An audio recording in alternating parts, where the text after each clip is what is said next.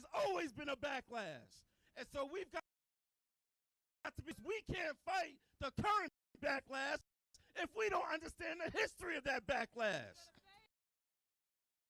But that live in the backlash, because at the end of the day, this is what I know, and I'm gonna pass it to my sister Latasha, and then we're gonna get to stepping because we gotta stay on today. But this is what I know: when we work together, we win.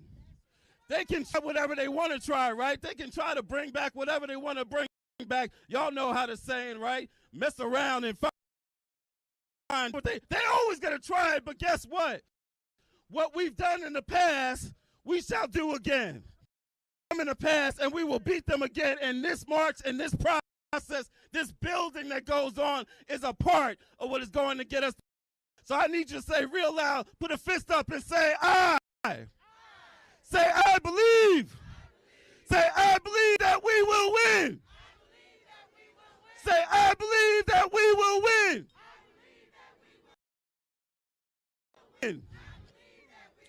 Thank you.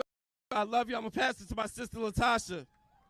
Good morning, y'all. I'm going to be short because we got a walk to do, right? And I'm cold, so I got to get these bones moving. I don't know about y'all. Well, the first right was the day I started to fight. Keep your eyes on the prize. Hold on, hold on.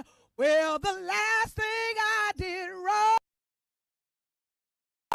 ain't too long. Keep your eyes on the prize and hold on, hold on.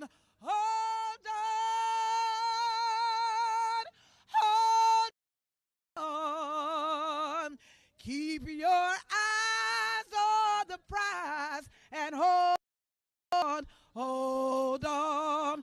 Just a few things that I want to say. I do this everywhere I go. I think it's important. I want you to close your eyes. And I want to ask you a question. I want you to hear this with your heart. My question to you is, what would America look like without racism? Question for you is, what would Lowndes County, Alabama be without racism? If they had the income, the economics that they need and deserve, if we cared about this community to America, if we cared about the people that sacrificed for us to be here today, what does that? Open your eyes. I'm just going to say what it looks like to me. It looks like love. That's what it looks like. It looks like love. And so we're going on this space that everything that we do, Black Voters Matter, if you see our bus anywhere, you will always see two words, love and power, because we believe that it is the interaction between those two things that are not contingent about sitting here and saying that the Senate is going to hold us down. They don't have the right to do that. They don't even have power to do that. When we tap into the unlimited power of love and turn that and transform that power with each other, we can change a nation, y'all. And we're going to have to believe that. So with that being said, I'm going to ask you, when I say love, you say power. Love. Love. When I say power, you say love. Love. Power. When I say love, you say power. Love. Love. When I say love, power. Power. Thank you. Peace and blessings. Come on, y'all. We got to do this. Yes. Y'all, I forgot to mention that we do have most of our partner organizations are going to speak when we get to the lunchtime rally, but we do want to speak, and this is really important to y'all because, you know, we can't talk about voting rights. One of the things we like to remind folks, voting rights, not just about civil rights, it's about human rights. This is a battle about human rights, and one of the most important to deal with is this issue of immigration. And I'm so glad that we got a friend of ours here who's going to talk about that and other stuff, Sister Nana from BAJI, Black Alliance for Just Immigration. Y'all give it up for Sister Nana. Thank you, thank you, thank you. Thank you so much, Latasha. Woo! Love! Power! Love! Power!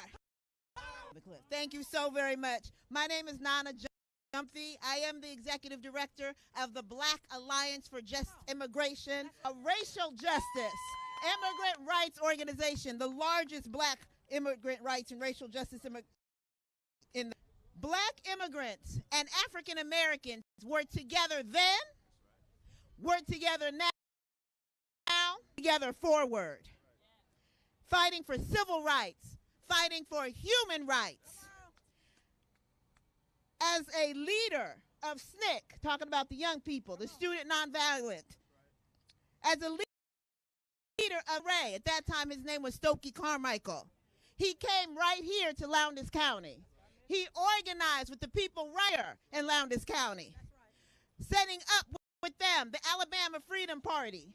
And then he joined King in other civil march, the same march that we're going on today. He fought access to voting rights. And we have to remember Malcolm X, whose mother was from Grenada, who grew up eating rice and peas, who told the filibustered Congress, warning them that it was the ballot or bullets. We remember a child of immigrants, Shirley Chisholm, the first black person for president on a major voting party ticket. And then we think about Harry Belafonte. We think about Fortier. We think about Miriam Makeba. That is the story of then. What is the story of now? Who knows a sister named Nse Ofut? A sister from Nigeria, naturalized in the United States, who with the New Georgia Project registered 800,000 people in Georgia to vote. Who's heard of Ilhan Omar? A bad sister. A refugee from Somalia, fighting for our communities every day. Who's heard of Representative Sheila Jackson Lee, the descendant of Jamaicans, who is at the lead of the reparations fight for H.R. 40 right there in Congress? Black immigrants are 25%. Let me say that again. A quarter of the black. One out of every 4 black folks you know is either from outside this country or from someone outside this country. And we are the current and future voters that we're talking about today.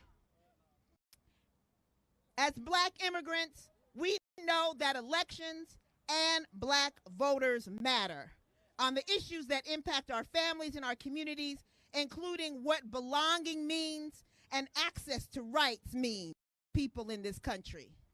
We are all black. Let me repeat that. We are all our struggles, including defeating voting rights legislation and protecting black migrants and welcoming them like they can welcome folks. And our destinies are tied to each other. We're together then, together now, and we're together forward. Love! Power! Power! Love! Thank you.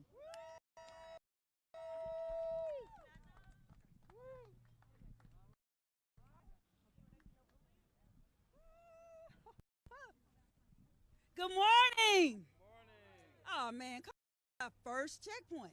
Good morning. Y'all ready? You sure? So let me give you a few housekeeping points to make sure that we are safe, that we are marching, that we are having a good time. We are statements, okay? So we want to make sure that everybody is in line, everyone's safe. So what we're going to do is battle. So, ooh, yeah, that's me. You probably got an email from me. Hold this for me. We want to make sure everyone is checked in, that you have this red and black wristband. Hold them up, hold them up. Love it, love it. If you don't, to the blue tent and receive one. Hold this up for me, Mr. Albright. All right, so there's our red. Hey, when we march, what they're going to see us, right? Okay, so 2 things. We want to stay, and they're all things. We want to make sure that we walk in rows of 3. Rows of how many? Three, just like another person. Pretend like it's another person. Thank you. Rows of three. This is the white line. We want to stay on the right side of marshals who are going to make sure that we're in order. We also want to make sure that if we have any little kids, because we want them on the inside. They need to be on the right, almost walking on the grass. Is that okay? All right, good. Here we have fruit, we have snacks, we have hot coffee, hot air. Grab some, but be real careful. It's 2 miles, so be real careful. So we have lavatories here if you want to make sure you're good before we leave.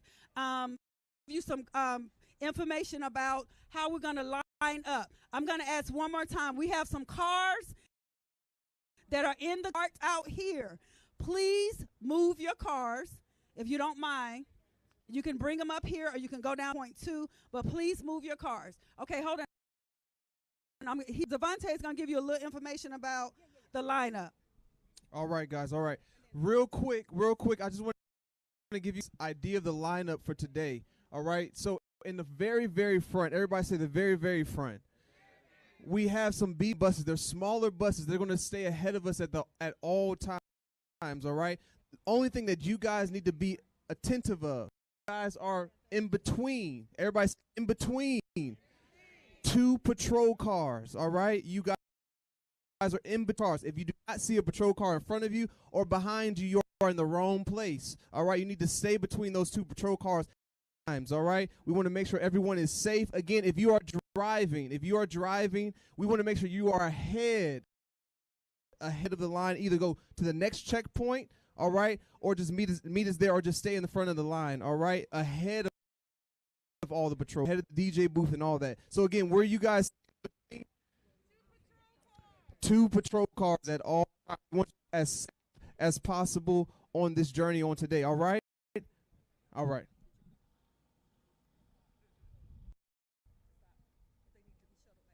Oh, no. Okay, understand this. Once you start at one checkpoint, we are encouraging to make it to the next checkpoint. Now we're here at checkpoint 1. The next stop for the next shuttle is not going to be till checkpoint 2. All right, to check 2. Once you get to checkpoint 2, if you begin to start walking, there will not be another shuttle until when? And if you get to point 3 and you don't feel like it and you begin to walk, when's the next checkpoint shuttle going to be? Understand. So once you walk, the first checkpoint walk, we won't have another shuttle to pick you up until the next checkpoint. All right? So there'll always be a shuttle at the next checkpoint, shuttle to where the next checkpoint will be. Yeah, unless there is an absolute emergency, you need to emergency to you and a shuttle to you to take you to the next checkpoint. All right? All right? So we are going to the BP next checkpoint. That's about 2 miles from here. The BP station is about 2 miles from here. That's checkpoint 2. All right, which is a very, very short checkpoint. And then checkpoint 4. Checkpoint 4 is a main stop there. There will be lunch and some other things provided. Are we good?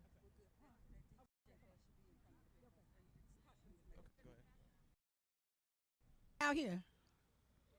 Okay, if you can come real quick. What we want to do is we just want to our movement is rooted in spirituality. We do what we do when we believe our power comes from the great creator. And so in this just going to ask for just a short prayer of asking for cover. You know what to do. You're a minister. You know what to do.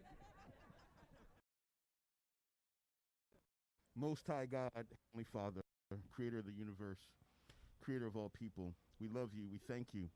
Ask for your guidance. We ask for your power. We thank you that you have empowered us to be able to walk in peace, to walk in love, for you are love. We love you, and we ask that you would keep everyone here safe. You would allow this to be an example of what can be done when we work in unity in your name. Amen. All right, we're getting ready to pass the torch, but I wanted to introduce y'all. Come here, Brother Mays, to Napoleon Mays Jr. Say, hey, Mr. Mays. Hey, Mr. Mays. Say, thank you, Mr. Mays. thanking him for. He was a 15-year-old. He was born, bred here in Lowndes County, and he actually participated in the march when it was in Lowndes County. So that's why we're going to say it one more time, like we mean it. Thank you, Mr. Mays, on the count of 3.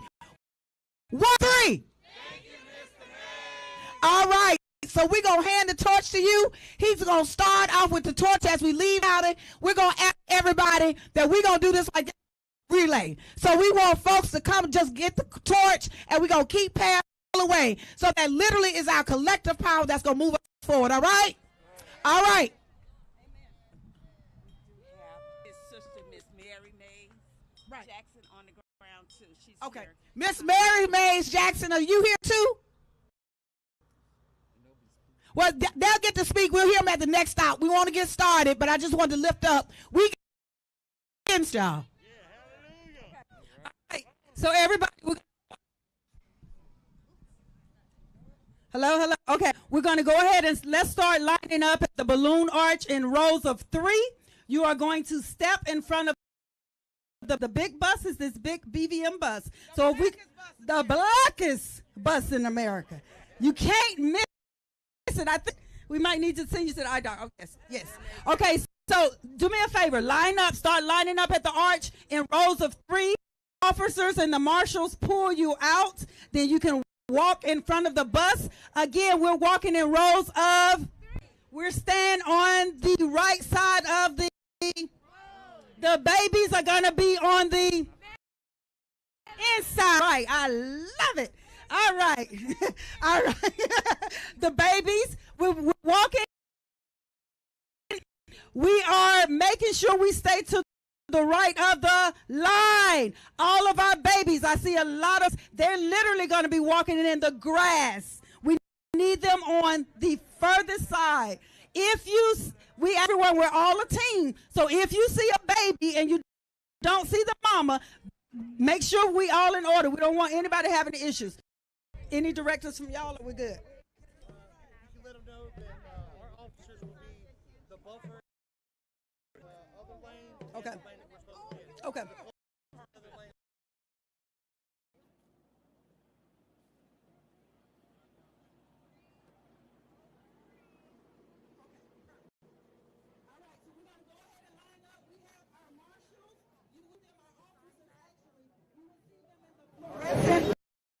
Yellow, they're going to try to keep us inside.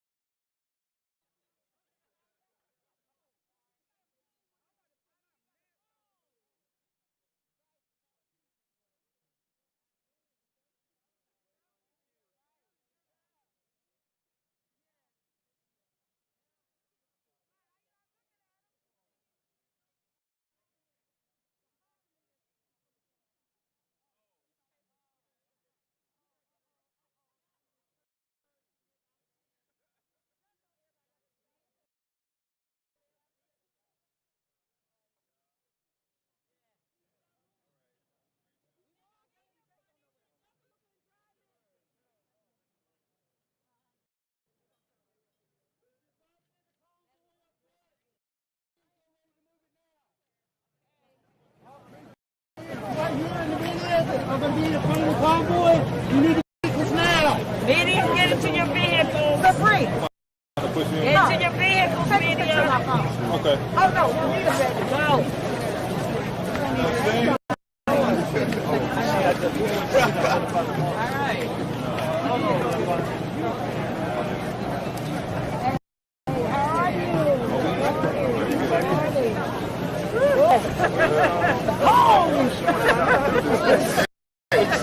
It's a master class. Yeah. I learned that I already got broken.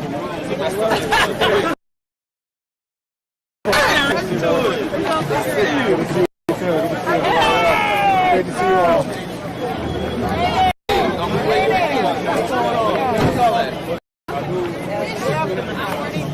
All right,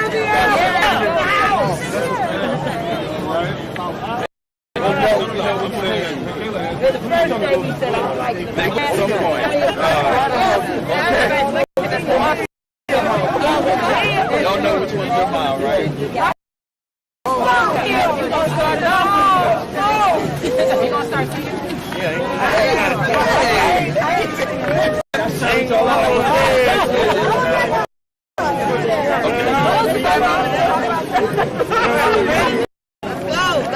Are we ready? I mean,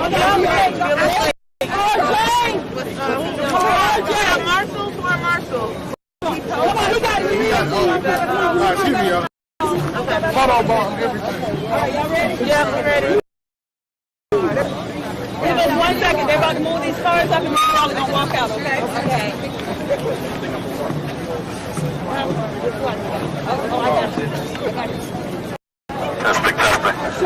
Y'all, we're just waiting for them to move the vehicles at the march. We're going to get the march in just a second.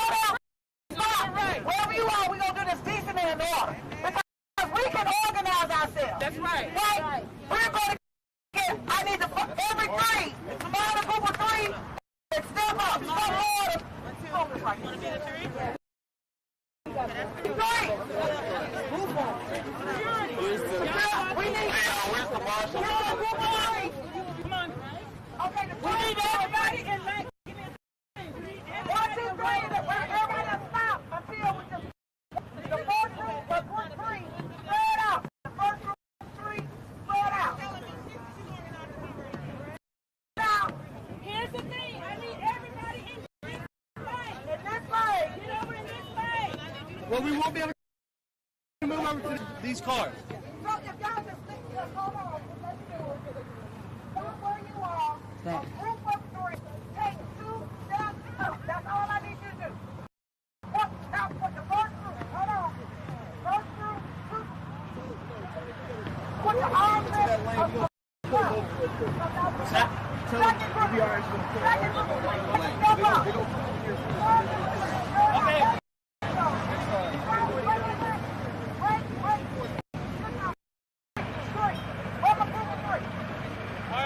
Ladies and gentlemen, come on, the first group of three. hey Dion, we're going to shift over to the right lane. They can't stand. When we start marching, to come to this lane until we get past the vehicle. Then we're going to need that door. All right, we're done.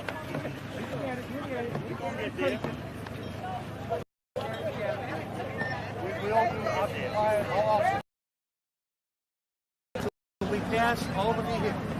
Once we pass these vehicles, we will shift back over to the right-hand lane. But for now, we will have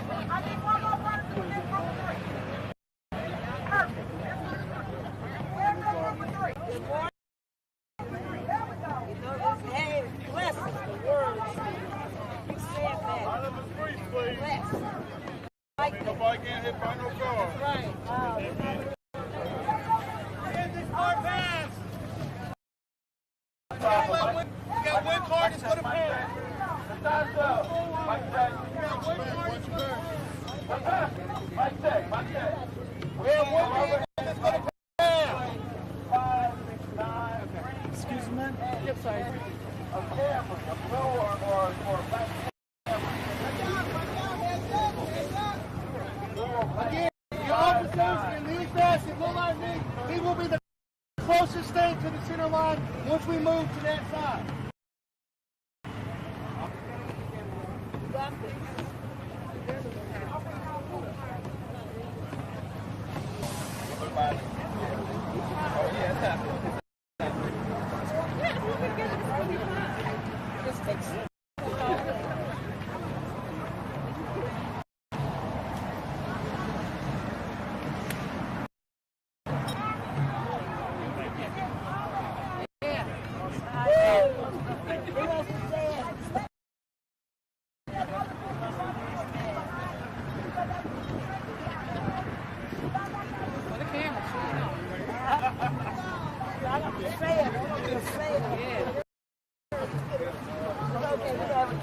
Yeah, we ready. Whenever y'all are. Yeah, right. Whenever you get the time. Right. On your go, man.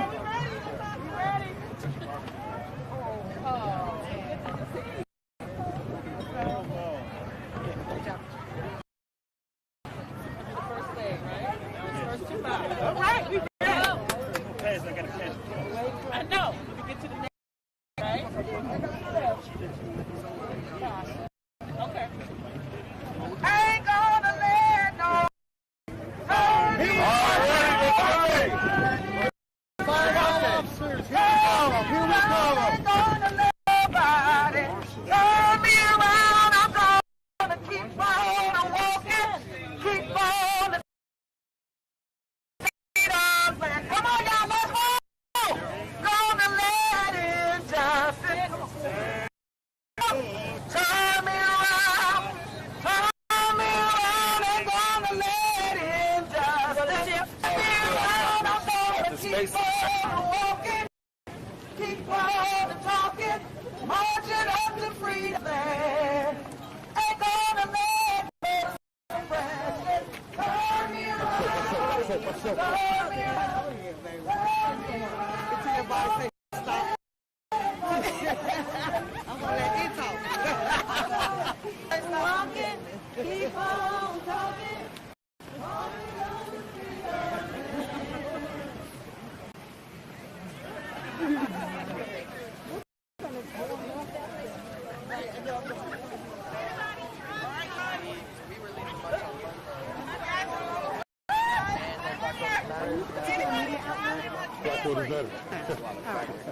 Anybody driving a Camry? Huh? We're doing the live stream. Perfect.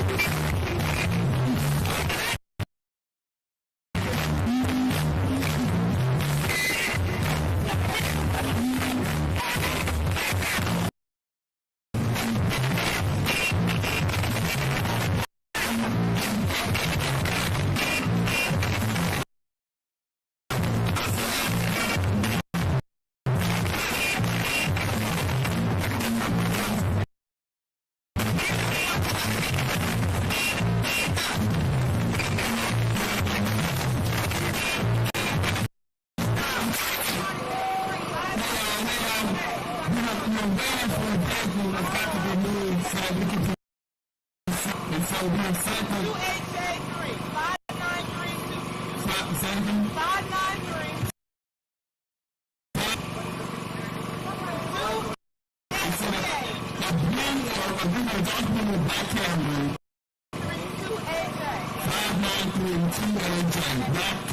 Black Cameron, you've got to move your business more.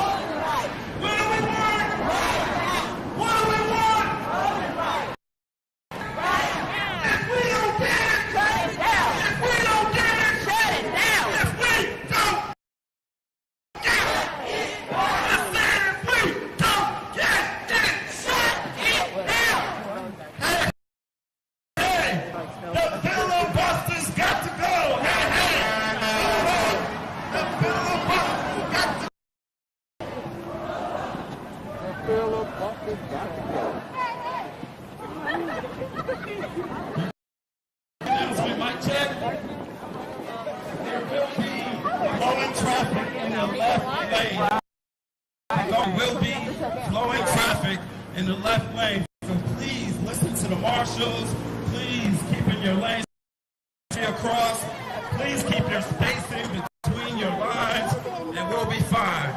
All right? Fine up! Units, where y'all from? Where y'all from? 6 and 8 one time.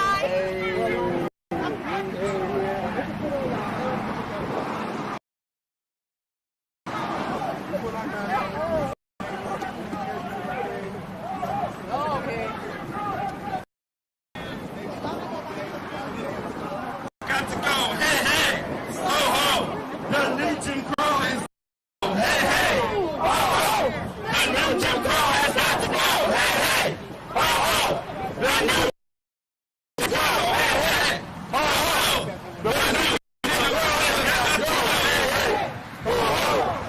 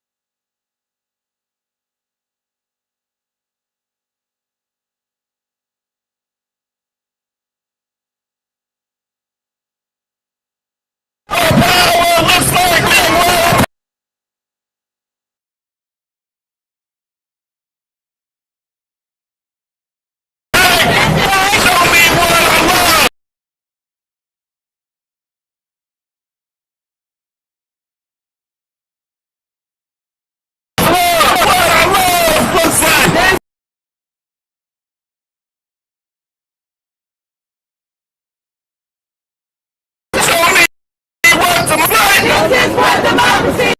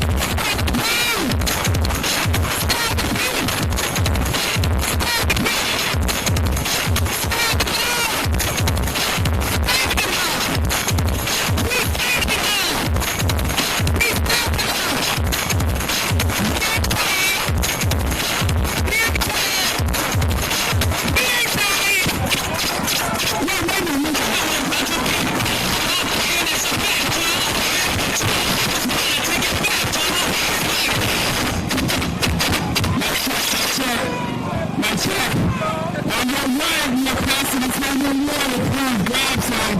Grab some water. Stay hydrated. Stay hydrated as we keep it moving.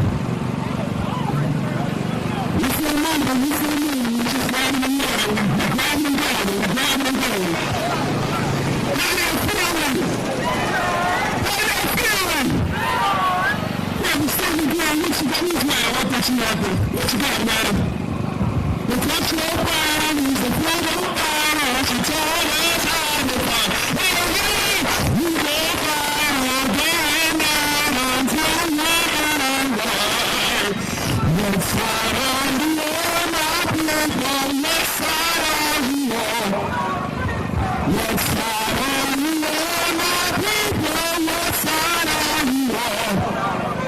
Clear things, let them on fire, and take us as high.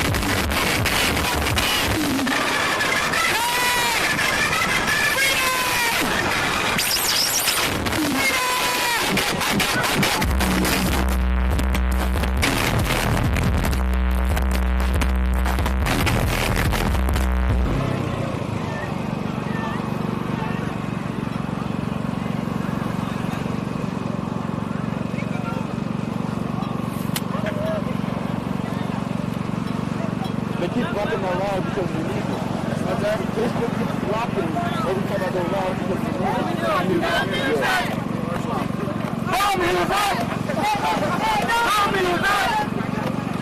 No music!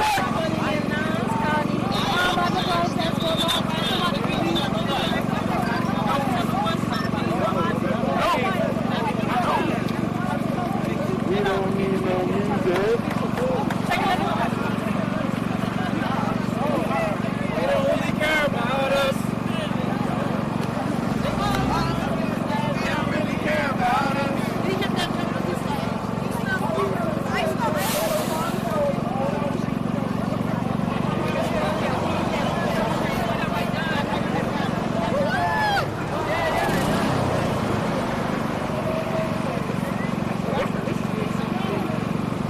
Watch up, guys. Watch up. Gotcha. Appreciate that.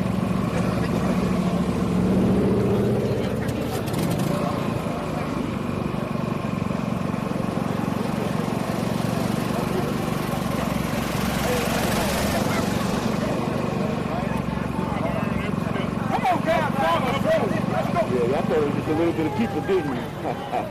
Nah. Ain't no stopping us.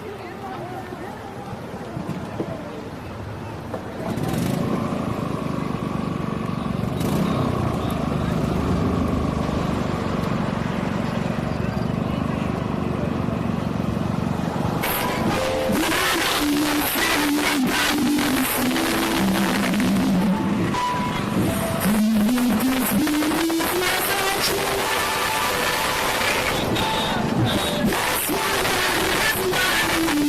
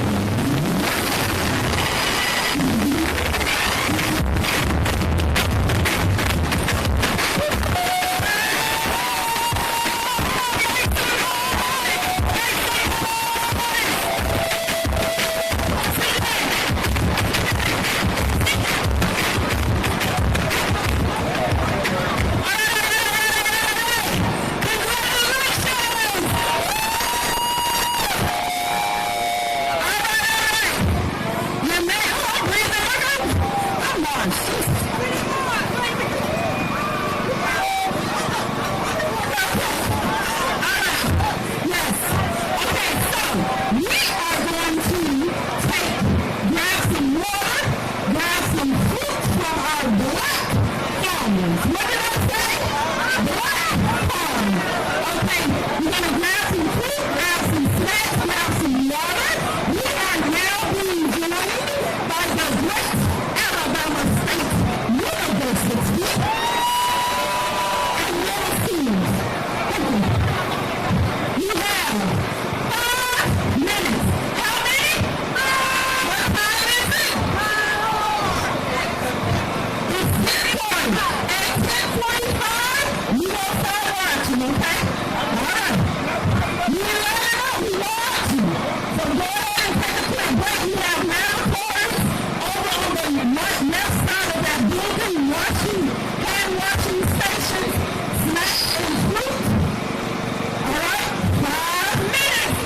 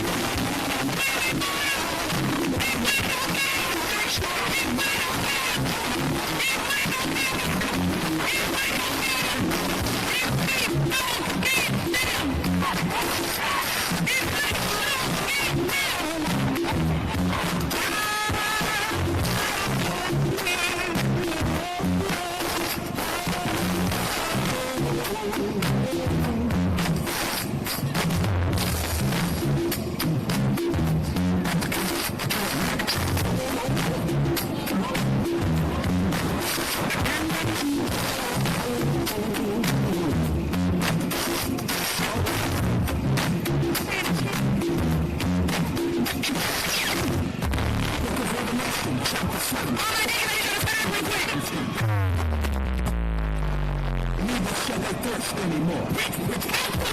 So wipe away. Every tear from the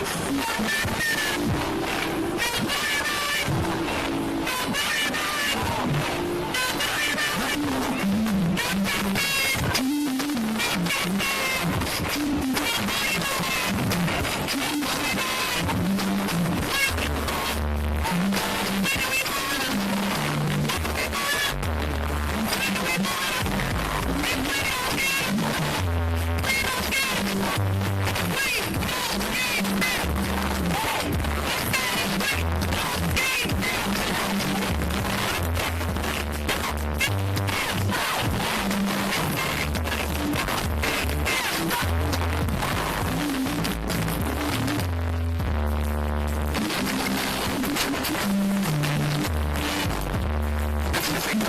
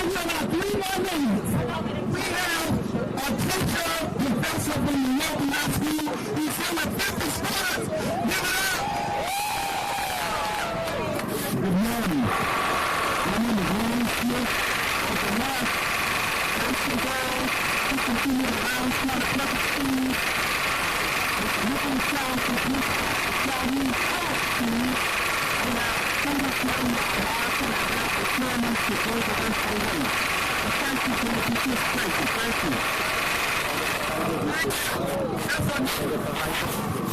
What do we want it?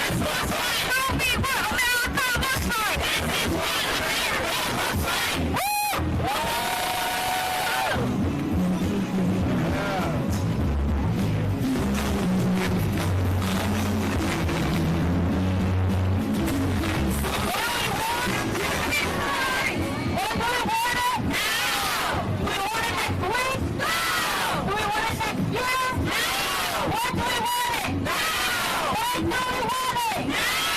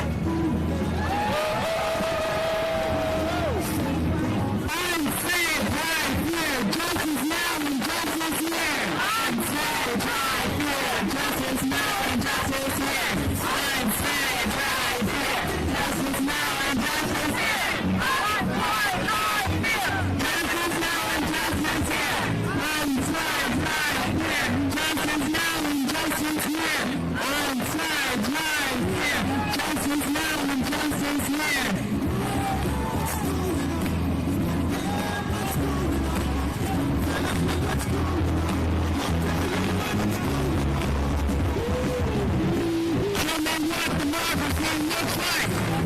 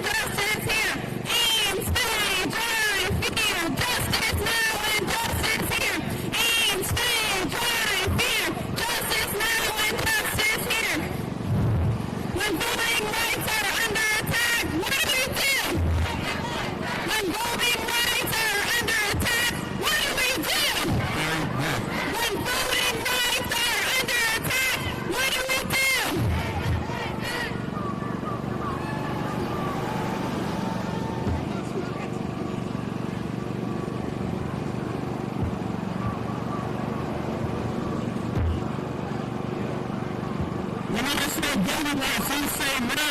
Voting rights. Voting rights. When I say voting rights, you say no. Voting rights. Voting rights.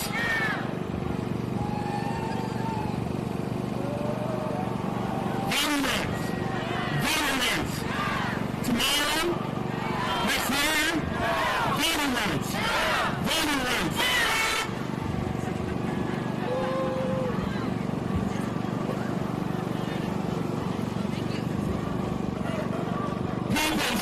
Labor power, say it louder. Voter power, say it louder. Black power, people's power, tenant power, say it louder. Yes.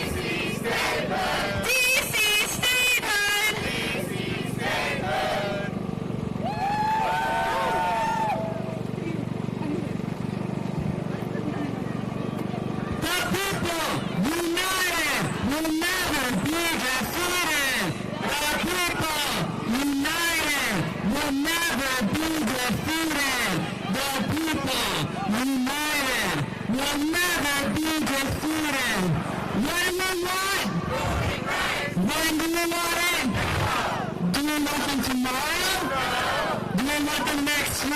No. When do we want it? No. When do we want it? No.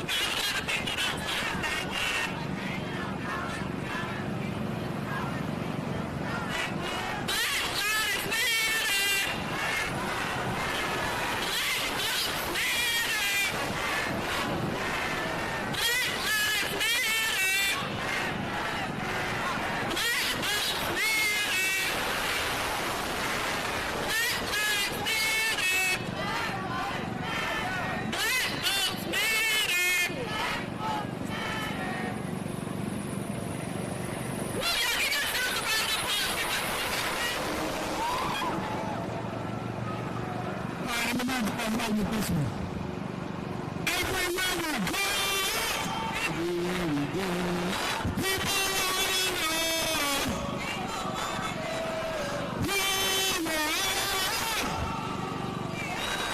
Sun is coming. We are the riders. The freedom riders.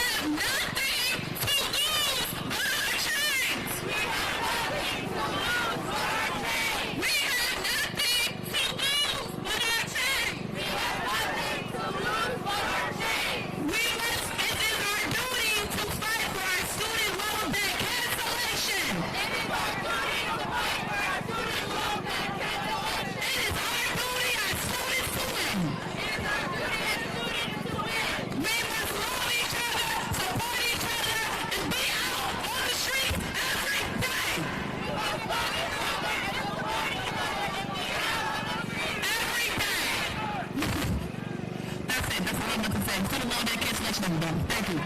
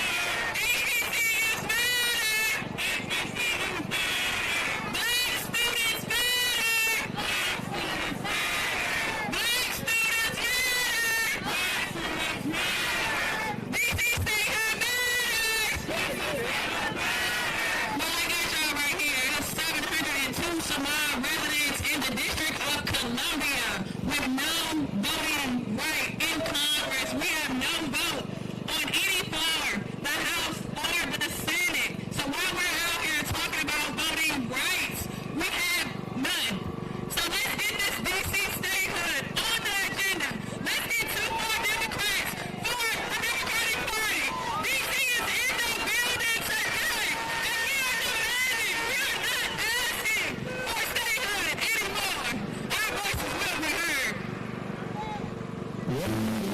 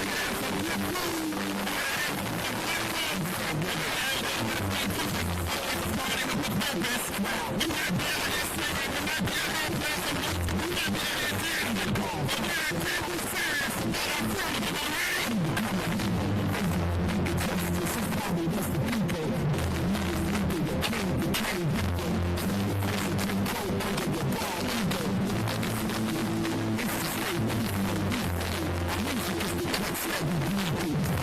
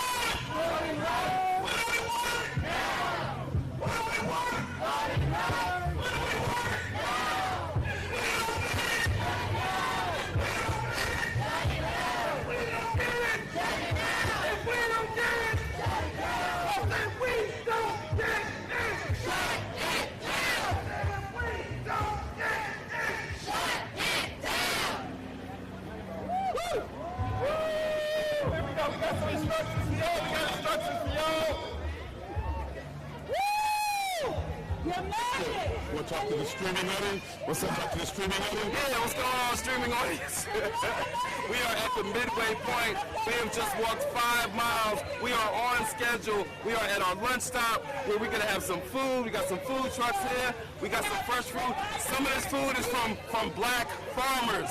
Everything we do, y'all, we are always thinking about the economic impact. And so we were very specific about trying to support black farmers who have been going through heck, right, in terms of their businesses. And so we wanted to support them. So we got that. Then we're going to have some teachings, right? We're going to be talking about, we're going to have the foot soldiers from Lowndes County that were involved in the 10 cities. They're going to be here to tell the story. Sister Rhoda, one of our white sisters who actually came to Montgomery in '65 to support the marches as they were coming in. And because she came down here, they faced violence and got attacked. She's going to tell some of her stories. So we got actual foot soldiers that are going to tell their stories. We're also going to talk about the current voting rights battle. We're going to have some of the folks who are the plaintiffs in the latest Alabama litigation, the one that the Supreme Court decided a few weeks ago where they basically sided with Jim Crow. We're going to have some of those plaintiffs from right here in Alabama. So we're connecting the dots, y'all. We're connecting the history to the current issues, the younger folks to the older folks. It's intergenerational, it's cross-sectoral, cross-issue. It's all of that. We're going to have a lot of good info, a lot of good food, and a little bit of fun, because we always believe we gotta have some culture, we gotta have some fun, we gotta have some black love and black joy in everything we do. So stick with us on the stream. You might not be able to get the food, but you're gonna be able to get the information. And remember, text us, text voting rights to 25225. If you can't remember that number, it spells black on your phone, 25225, and the word to send is voting rights, and that'll get you connected to us. That'll get you some information on our 1 Million for Voting Rights campaign. That'll get you info on how you can even connect to some of the folks that are out here. If you are an HBCU student and you're not out here, it ain't too late for you, because we got a whole campaign for HBCU students, and we can get you connected to some of the crew out here. I see some of my A&T crew out here, some Aggies in the house. All right now. So if you want to get connected, text us 25225. The word to text is voting rights. Can't stop, won't stop. All right, man. All right now. Y'all ready?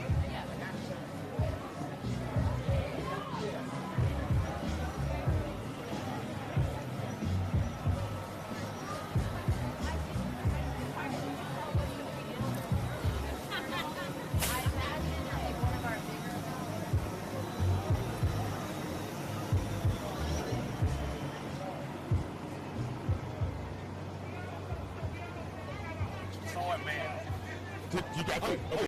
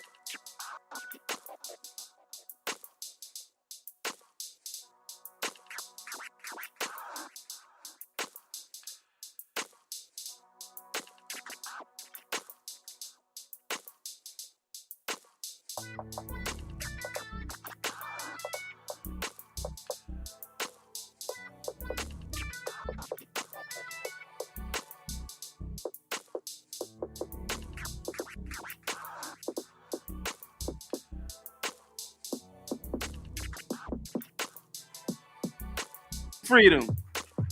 All right, I like that there was the loudest one. So we're about to get started. Hopefully everybody's having a good time. Y'all having a good time? Y'all enjoy your lunch? All right, all right. So we are here, believe it or not. We do believe in having a good time. As we always say, no matter what it is that we do, we always got to make some space for some black love, for some black joy, for some black culture, for some universal love. We got to make space for all that in our movements, or else our movements ain't worth having, right? Because then we ain't really building towards nothing, right? And so we always got to make space for that in our movements and in our activities. We are so pleased. We got a great program. We got to try to go through it quickly. But what we said, and y'all heard us in the morning, we wanted to start with folks from right here in Lowndes County. And we wanted to start with folks who were involved in 1965. And when I tell you that we got 4 foot soldiers here, y'all, please give it up for them. So we're going to start off. In fact, let me first go through each one and just tell you who they are, and then they're going to come up one at a time. First up, you met him this morning briefly. If you were at the very start of the march, you already met Brother Napoleon Mays, who participated in the march in 65. We got Mary Mays Jackson. It's your sister. All right. Siblings here. Was also in the march in 65. We've got Josephine Mays, right? Who not only who lived in Tent City, y'all, which means that her family was targeted and evicted because of their participation. Y'all give it up for Josephine Mays. And we've also got Mary Lewis, who was also evicted, didn't necessarily have to come to Tent City, but who was also, her family was also evicted because of their participating movement. Y'all, please give it up for them. So first up, we're going to have Napoleon speak for a couple of minutes, and then we'll go right on down the line, if that's okay. Y'all, Brother Napoleon. Good afternoon, everyone. Good afternoon. It's good to be here. We are fighting the same fight 57 years ago. We are fighting that same fight today. But I was born in Lowndes County, and I want to tell you about the city. Back then, we had a mass meeting going on, and people that were living on the white man place, and he told them, just go to this mass meeting, you can't live here anymore. So they came anyway because we were going about voting, getting black people to vote in Alabama. So they came to the mass meeting, and then they found out they put them off the land. So Ms. Older Smith, she had land. So she told me, she said, you can come live here on my land. And she opened it up to the people who got put off their land, and they stayed there. They went out and got tents and everything. They were able to cook there, and they had to get the water and bring there. So we marched in 65. Me and my sister, we joined at 23, and we marched all the way to Montgomery, singing songs and everything, just like the trail you came up today. We did that For the first night, we started down by the big swamp down there, and then we wound up hit the bird field. That's the first stop. We stopped there. In the next stop, we went to St. Jude, you know, and I see so many young people out there today. It's good to know your history. A lot of times people tell our story, but it's not the real history behind it. So if you don't know where you came from, you don't know where you're going. Come on now. Come on now. Come on. You see, even just the other day, they passed the election bill about Emmett Till. And I thank God for that, you know, because they had tried 200 times, but they finally passed it. So your vote count. We have to get out and vote. If we don't get out and vote, we can't change. I don't care what president you have in there. If we don't vote and get these right peoples in there, the Senate and everything, the bill not going to be passed. Because Mitch McConnell going to stop it. This is a very election that's coming up. Young peoples, when you turn 18, go and vote. Your vote matter. So I just want to thank everyone for coming here and hearing the history. But we got a lot of history in Lowndes County, you know, and we got a lot of work to do here. So thank God. Hallelujah. I just want to reemphasize what my brother said. We walked in the 60s. I was 13 years old. Back then, it was one for all and all for one. We marched because we knew that it would give us a right to vote. And that's why it makes me upset nowadays when people have the right to vote and they will not activate their right by going to vote. Just know that it's one man and one vote, but one vote does count. So vote, vote, vote. Now, when we walked, I got a chance to meet Dr. Martin Luther King Jr. And I have never met another person like him before in my life. He had the most melodious voice. He was so full of love. I got a chance to shake his hand. His hand was the softest hand I ever shook in my life. Hallelujah. Also, it was black and white together. As I said, we was all for one and one for all. We had a lot of celebrities that walked with us. Adam Pernell Roberts that was on Bonanza. A lot of young people might not know them, but the older people know Bonanza. Peter, Paul, and Mary, Dick Gregory. And I had the opportunity to walk with Jonathan Daniel. Jonathan Daniel was the young man that they killed in Haynesville because he was trying to help people vote. And he was telling me that he could not understand why here in the South, people didn't want to, white people didn't want to be with black people. And he told a story about where he was in Selma, Alabama. He drove a Volkswagen and he had went to the place to get gas and he had to go in to pay for the gas. And when he went in, the gas attendant told him, say, "You got niggas in your car?" And he said, "Yes." He said, "Well, if you can't get them niggas out your car, you can't get any gas here." So he said, "I was not gonna put my friends out, so I didn't get gas there." Things was real bad back then, but thank God for Jesus, and now things are somewhat better. But we still got to know we come a long ways, but we still have a long ways to go. And another thing I want to emphasize is Miss Viola Smith.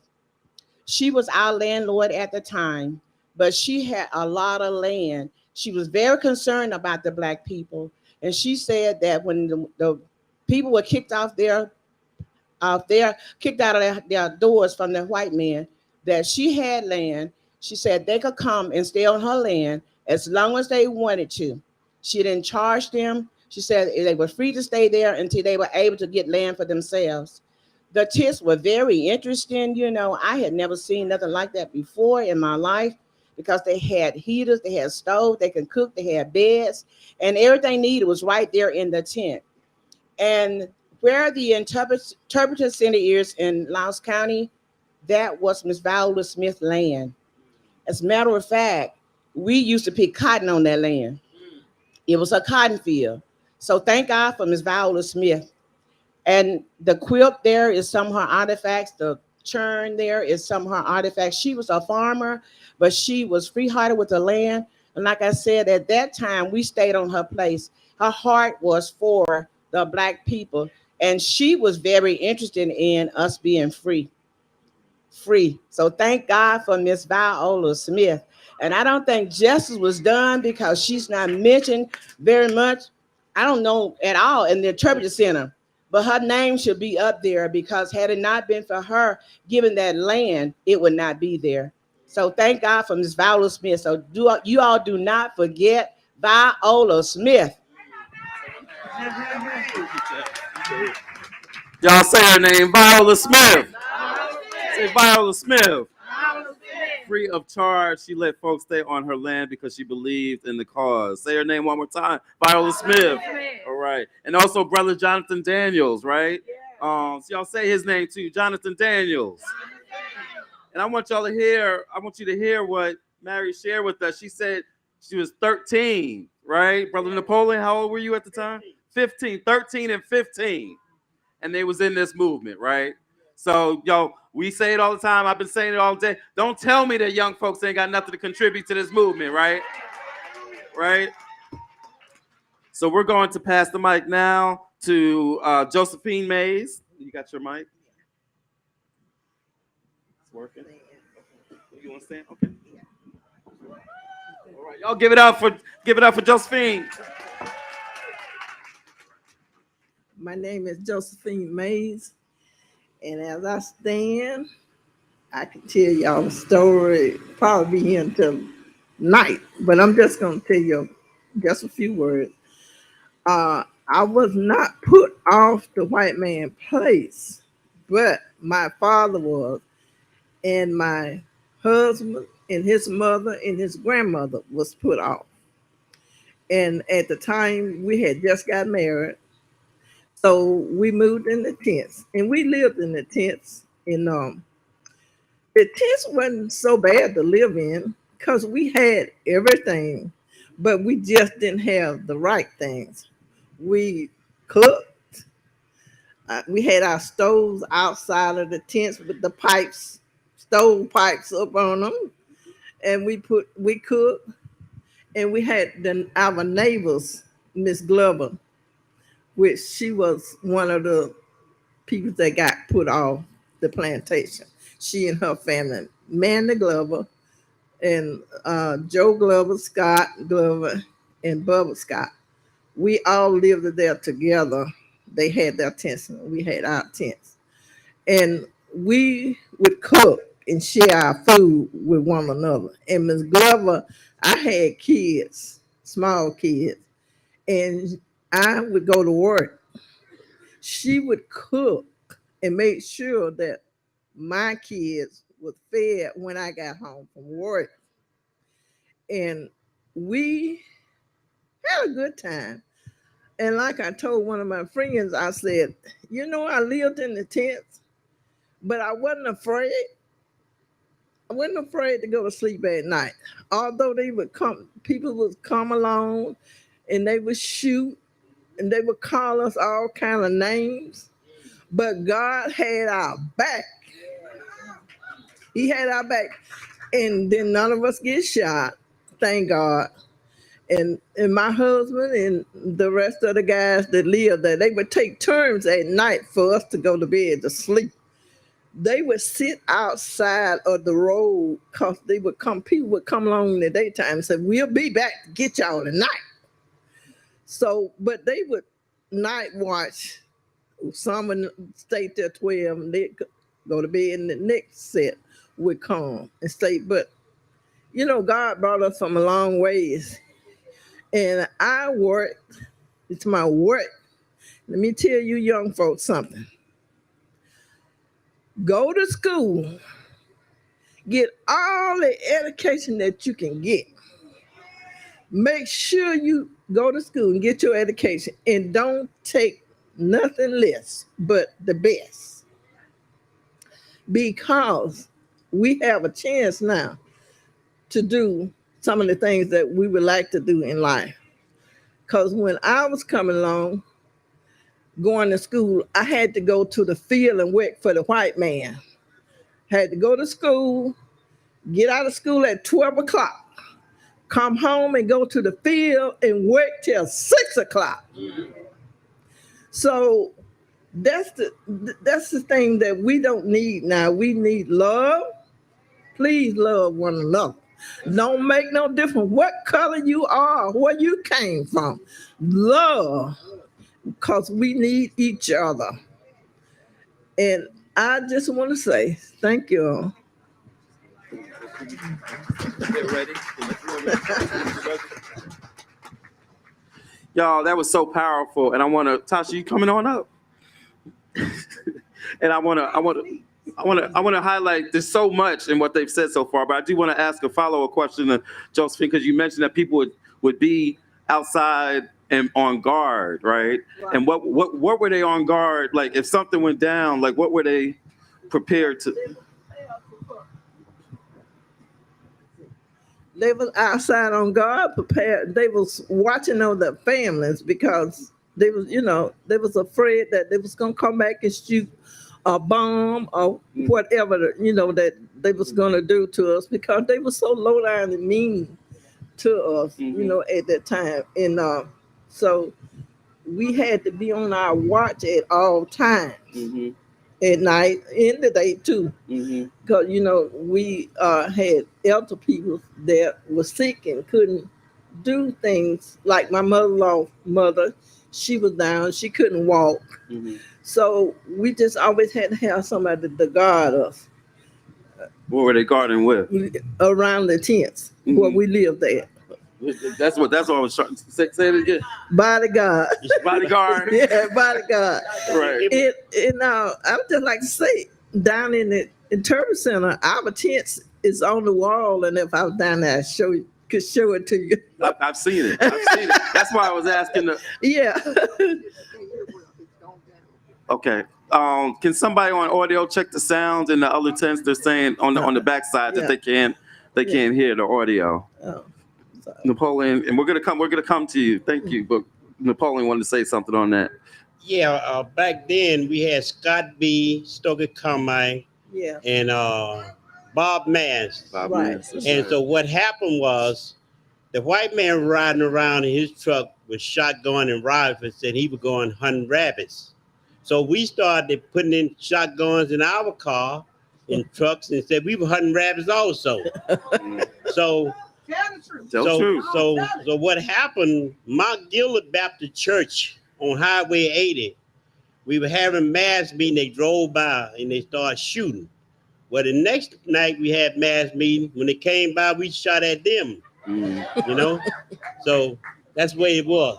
Yeah. And they stopped the shooting. And they stopped, right? They stopped shooting. So I want to be very clear about why the reason why I asked that question. Thank you both for sharing that, right? Because there is a narrative about our movement, right, around the nonviolent techniques and tactics. And I want to be very clear, that tactic was what made our movement to be able to be as successful as it was, right? But as a result of the narrative that we have built up over the past 30, 40, 50, 60 years, there's an aspect of our movement that has been completely erased. There was a self-defense aspect to our communities. You just heard it right there. If you read Amelia Boynton's book, she'll tell you about a community called Bogachita in Dallas County, right? And the same thing was happening where they would drive through, and the folks in Bogachita decided to do exactly what Napoleon was just saying. And the first time that they fired those shots, that was the last time the folks drove through Bogachita, right? People in Perry County, Alabama will tell you on the night after Jimmy Lee Jackson was killed, they did not stop having meetings. And when they had the meeting the next night, one of the sisters looked around and she got discouraged because she said, none of the brothers are here. What's happened to the brothers? Where'd they all go? And somebody went over and whispered to her and said, they're up on the rooftop. And so there is a tradition that was in our movements that has been erased because of a narrative. And again, I want to be very clear. It was important to our movements that we had, because we didn't want to be in gunfights, right? We didn't want to be in warfare. But a part of our movements and a part of a spirit of self-defense that has been completely erased. And we got to, you heard Sister Latasha just said it, tell the truth. We got to tell the truth, y'all. Because if we don't tell the full truth, then how are we supposed to learn for our current movements? And so this is not advocacy. You know, people would say advocacy, you talk about violence. No, but we are just saying that we got to tell the truth about every tactic that we use in our movements. Or else you have people who are literally walking around in shame, not willing to tell some of these stories because they feel like it's a dirty story to tell, right? So we just got to tell the truth. Somebody say, tell the truth. All right, so thank you. I'm sorry for digressing like that. But I'm gonna turn it over to Sister Mary so you can tell us your story. Good evening, everybody. I guess they let me be last because I'm the oldest up here. I can't stand long, so I'm gonna sit. And I'm 85 years old.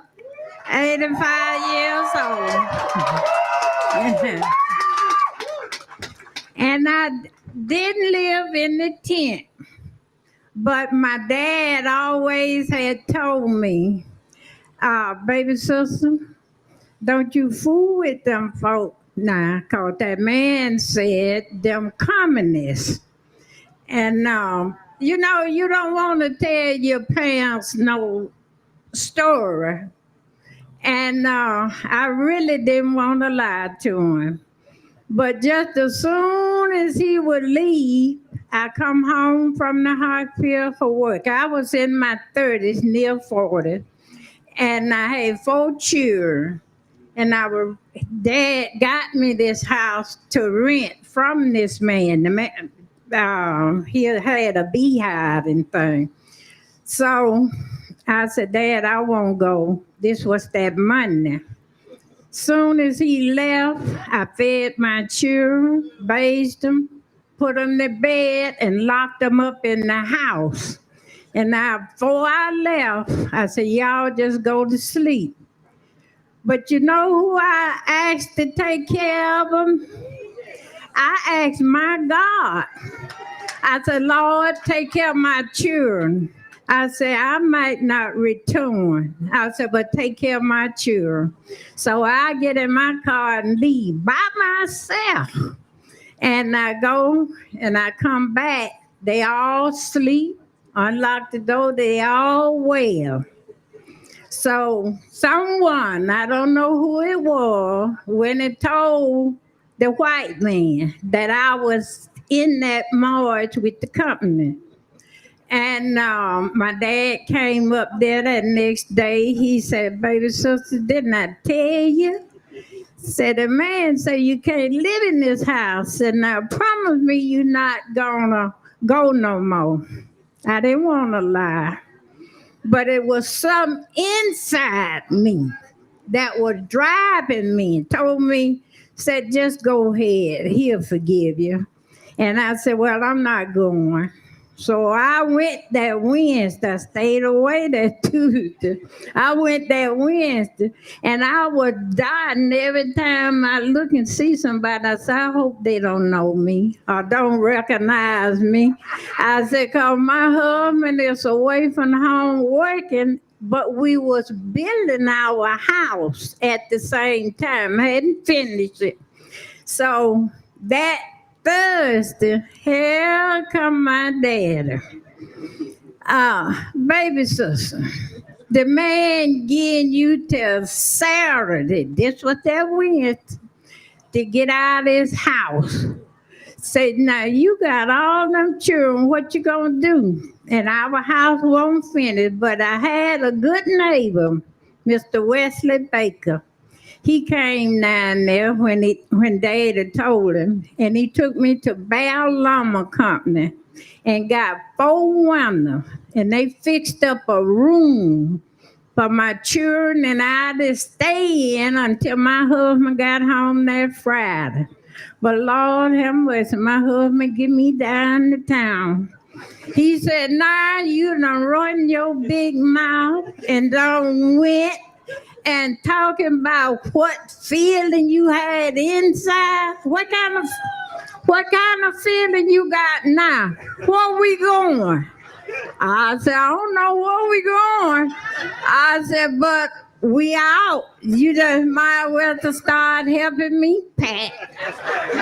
And we moved in there's one room. We moved in there, and my husband stayed away from work. And he got the house fixed so we could stay in. And God bless my dad and my husband. They both dead now.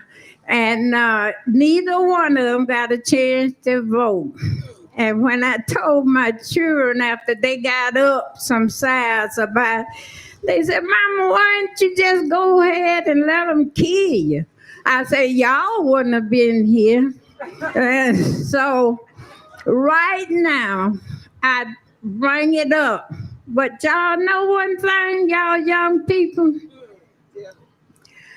Look, it's hurt me to my heart every time I look at the news and see when one of us done did something to the other one.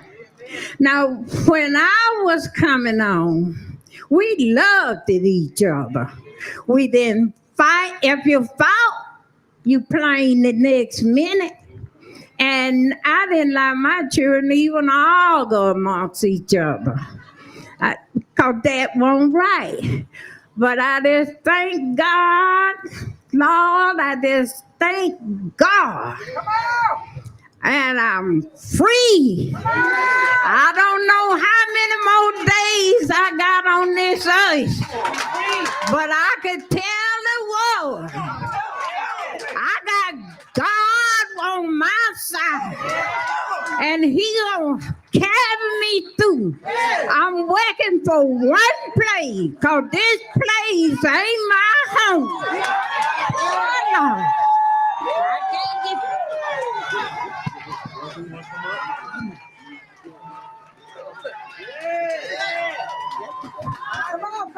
This place ain't my home.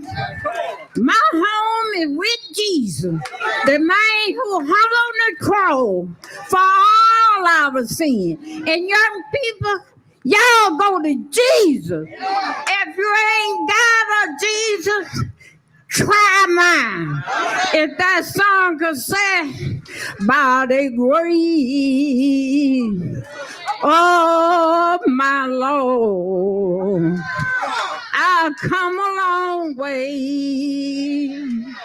I've been beat and I've been scorned. But y'all know what? They never told me I was a child of God. Thank y'all. Thank you, Jesus. Thank you. Woo, I feel so good when I talk about that man. Yes, I do.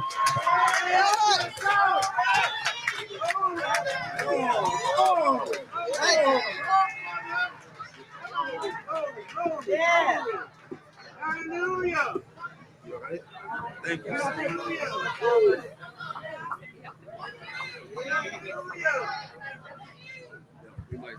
It's my walk with me, Lord. Won't you walk with me?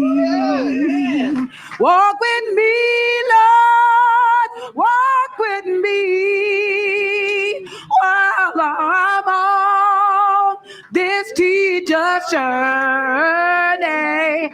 I want Jesus just to walk with me. Be my friend, Lord. Won't you be my friend? Be my friend, Lord. Won't you be my friend?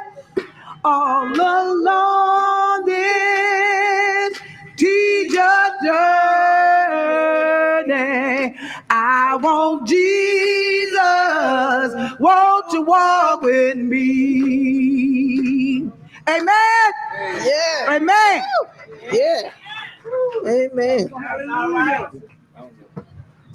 Are there any questions? We only have a couple of minutes, but does anybody want to ask a question? Just hold a second.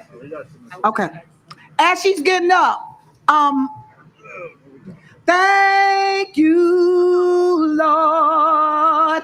I want to thank you, Lord.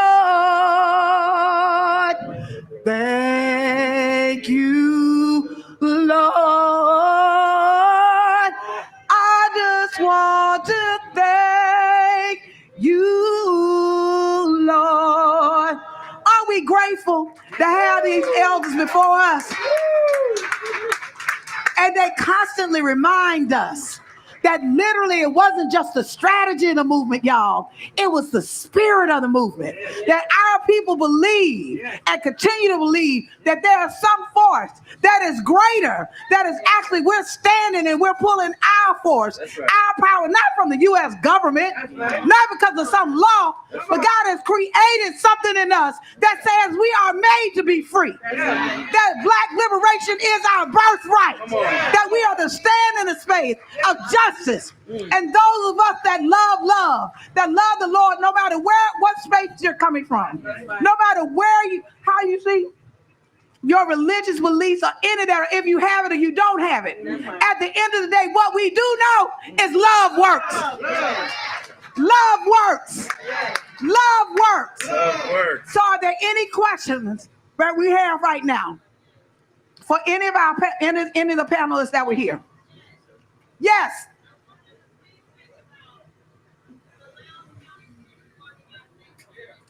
So there's a question around, can any of you all respond to the Lowndes County Freedom Organization? Is that something we can talk about? The Freedom Party, we're joining them. We're joining them, John Hewlett and them. So some of us, I actually knew and worked with John Hewlett. But there is you want to share anything? Yes, I know. Hold on. Okay. Yeah, so that's part of what they're talking about. So there was literally, if you all know how many, what you say? Okay, come on, give it real quick. No, it's fine. Come on, because you be, okay.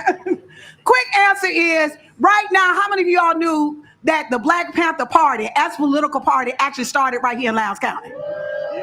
That is Kwame Ture, Stokely Michael. That part of what he did, Carmichael, part of the reason, matter of fact, I actually met him here as a young woman, as part of homage to what he had saw of the folks organizing, black people organizing themselves in Lowndes County. When he went to California, the brothers that organized in the Bay Area, the Black Panther Party that we know, it was actually to give homage to the Black Panther Party that was here, that was really the Freedom Party. And so part of the roots of resistance, y'all, run deep, is run right up under your feet right now. So just wanted y'all to know that history. All right, what we got here? Y'all, please give it up one more time for Napoleon and Mary. Y'all, please give it up for them one more time. Y'all can step off a little. So at this time, we're gonna try to move the program along.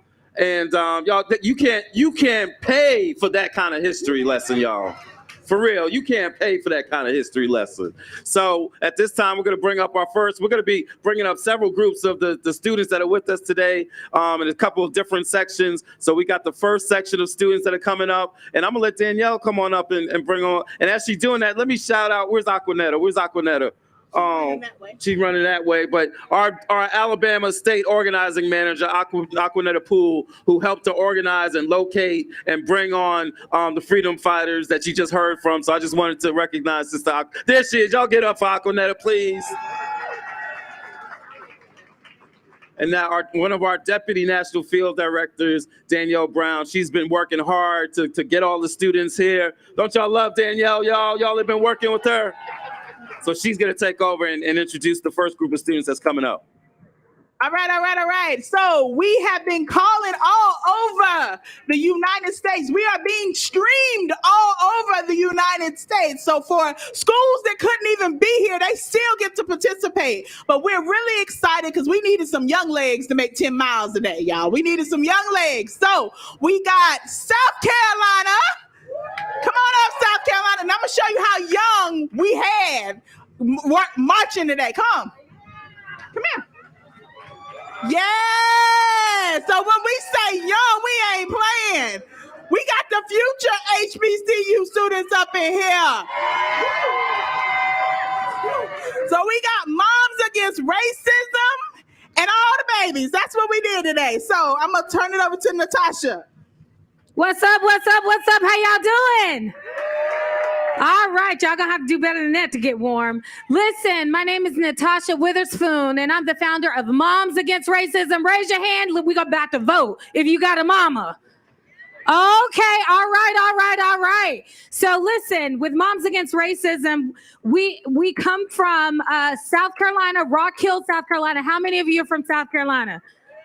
Okay, y'all heard of Rock Hill, South Carolina? We right in between Charlotte and Columbia, South Carolina. Well, currently in the state of South Carolina, we have some serious issues, the same as voting right issues. We are dealing with the pro-truth narrative. How many of you know what Cliff said? It's about the truth, right? So we have anti-CRT happening right now, 4 bills on the floor saying that we cannot teach our truth to education. So I want you to follow Pro-Truth South Carolina. With Moms Against Racism, we have 3 pillars of advocacy: education, advocacy.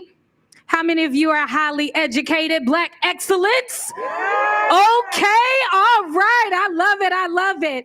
And then we have our children and teens program with these little people behind me, and I want them to say something. So, no justice, no peace. Okay, I'm gonna keep going down the line. All right, guys, come on, get at your table right here. You got to get executive seat. Okay, let me hear you say, no justice, no peace. All right, I like that one. One more time for the 2 right here. No justice, No justice, no peace. Oh, you got it. All right. So our kids and teens program, where we have the Speak Up conference every year in Rock Hill, South Carolina. We kicked it off last year, and we teach kids to speak up and to use their voices for social change. And last but not least, healthcare advocacy and voter rights with Moms to the Polls. Yeah.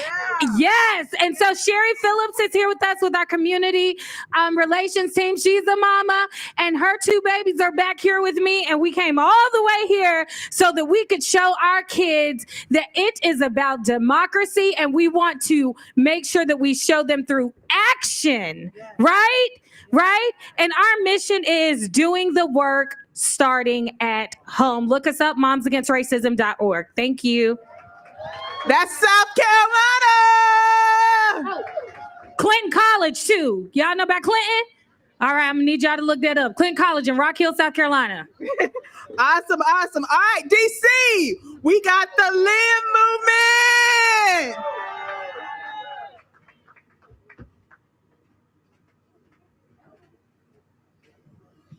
What's up? How y'all feeling? All right, Latasha done started something. A lot of my folks don't even know that I'm able to do this, but I need everybody to put their hands together when I start this. Jesus, be a fence all around me every day. Jesus, I want you to protect me as I travel along the way. I know you can, I know you will. Fight my battles as I keep still. Lord, be a fence all around me every day. Right? Let's do it again. Jesus, be a fence all around me every day. I would hope that y'all would stand up for Jesus. Jesus, I want you to protect me as I travel along the way. I know you can, I know you will. Fight my battles as I keep still. Lord, be a fence all around me every day. Clap it up for yourselves. That's one aspect that I feel like we really do need to bring back to this generation, is the cornerstone of the generation, which is the church. The church has sustained the movement since the beginning of time. And that's something that we definitely need to bring back to the forefront. My name is Anaya Vines. I am currently a senior at Howard University. The Live movement, the Live movement, as well as myself, led the Blackburn Takeover, which was the 34-day protest at Howard University, fighting for voting rights, housing rights, meeting with administration, and just advocacy. Please give it up for Black education, if you believe in Black education. One thing that our generation must rebuild and must understand about this time and this day and age is that we need a student movement, right? Has anybody ever heard of SNCC? Right? Student Nonviolence Coordinating Committee. That is something that we need. And the Live movement is making it their mission to make sure that we have that. To make sure that we have a movement in which if you're fighting for your university in North Carolina, if you're fighting for your university in DC, Maryland, Virginia, if you are an HBCU student, we all need to be connected. Students have always been on the forefront of the movements. We need to get that back. So what does that mean? If you are from North Carolina, I need to see you after this. If you are from the DMV area, I need to see you after this. No matter where you are, there needs to be a centralized platform, a centralized coalition in which when students need something done, we are going to get it done by any means necessary, because we already know, based off of the legislation being passed and the $2 billion that was given to us when we were promised $41 billion, obviously we need to take matters into our own hands, okay? To allocate the funds on our own terms, to make sure that student loan debt cancellation happens. When the politics and the politicians are not fighting on our behalf, we must fight on our behalf, okay? On all fronts. So make sure you tap into _ the Live movement on social media. We also have a website, but we are the revolution. Students have always been the revolution. We need to mobilize as one. We cannot be divided anymore, especially as students. We need to come together as one. So if you are an HBCU student under the sound of my voice, please come see me and my Director of Community and Outreach, Lauren over here. Lauren, if you could raise your hand. We have moves that we are making behind the scenes, y'all. Understand, some parts of the revolution will be televised, but the best parts aren't. All right? So I'll see you later. Awesome. Thank you, Anaya. So we're going to bring up Florida, North Carolina, Texas.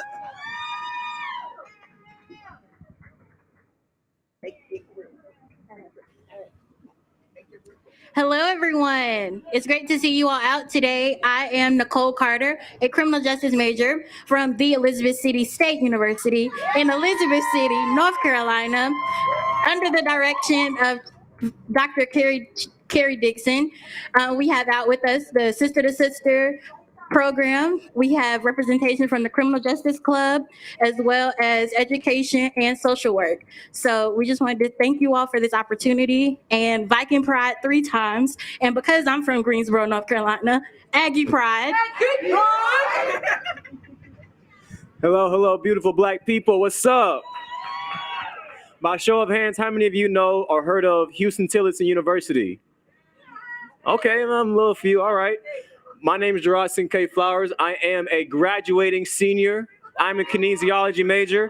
I am the president of Houston-Tillotson's NAACP Chapter 69AA. Yes, sir, yeah. So Houston-Tillotson University is the first and only Black institution in college. Yes, I said first, before, you know, that big orange school on the other side of 35. Yeah, he was there first. My school is a living proof of products that have fought for our rights. My school is a living proof of the greatest educators that were produced.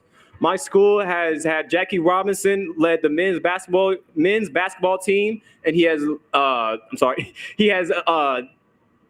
led the Houston-Tillotson's athletic director. Houston-Tillotson is the same university that led the George Floyd Act, one of the very few cities that got Austin to defund their police. Houston-Tillotson is my institution. It's a small community, but what makes Houston-Tillotson what it is today is the history that is being put each and every year, each and every day. Thank you. Hi, my name is Unique Liggins, coming from Texas, originally from Dallas, Texas.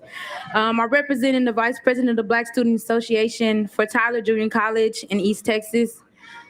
I didn't have no speech prepared, but I do want to say, take your time. Okay. God is good. Amen. All the time.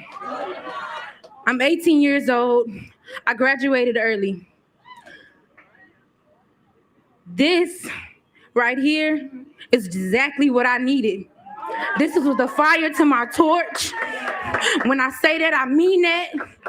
This place where you see me right here is not going to be the only place that you see me at. Exactly. When I say this is my first time knowing about voting, I was not informed. Black Vote Matters. I appreciate them. I'm honored to be here. For them coming to my campus and allowing me to register to vote and trying to get others, which we only didn't have 0 people come, hurt my feelings to know that we got so many Black people on our campus and nobody came out. But I'm recording all of this and putting this on Snapchat, and I got text messages after text messages and motivation that I'm motivating my people.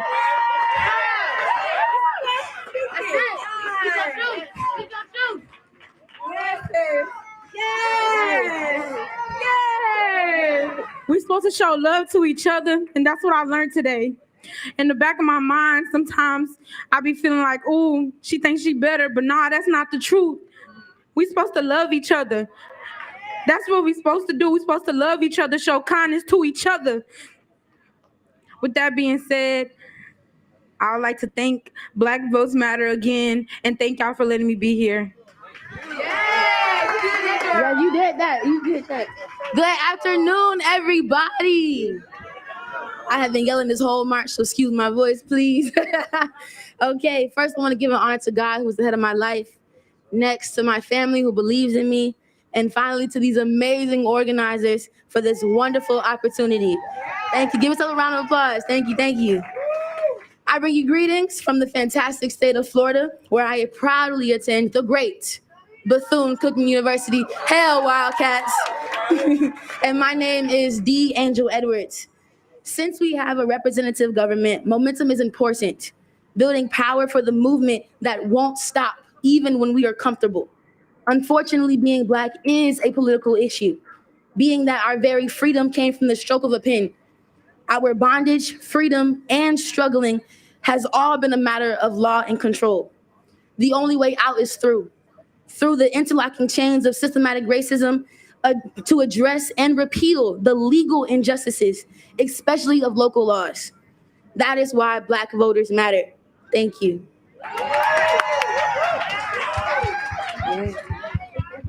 Good afternoon, everyone. Yes, good afternoon.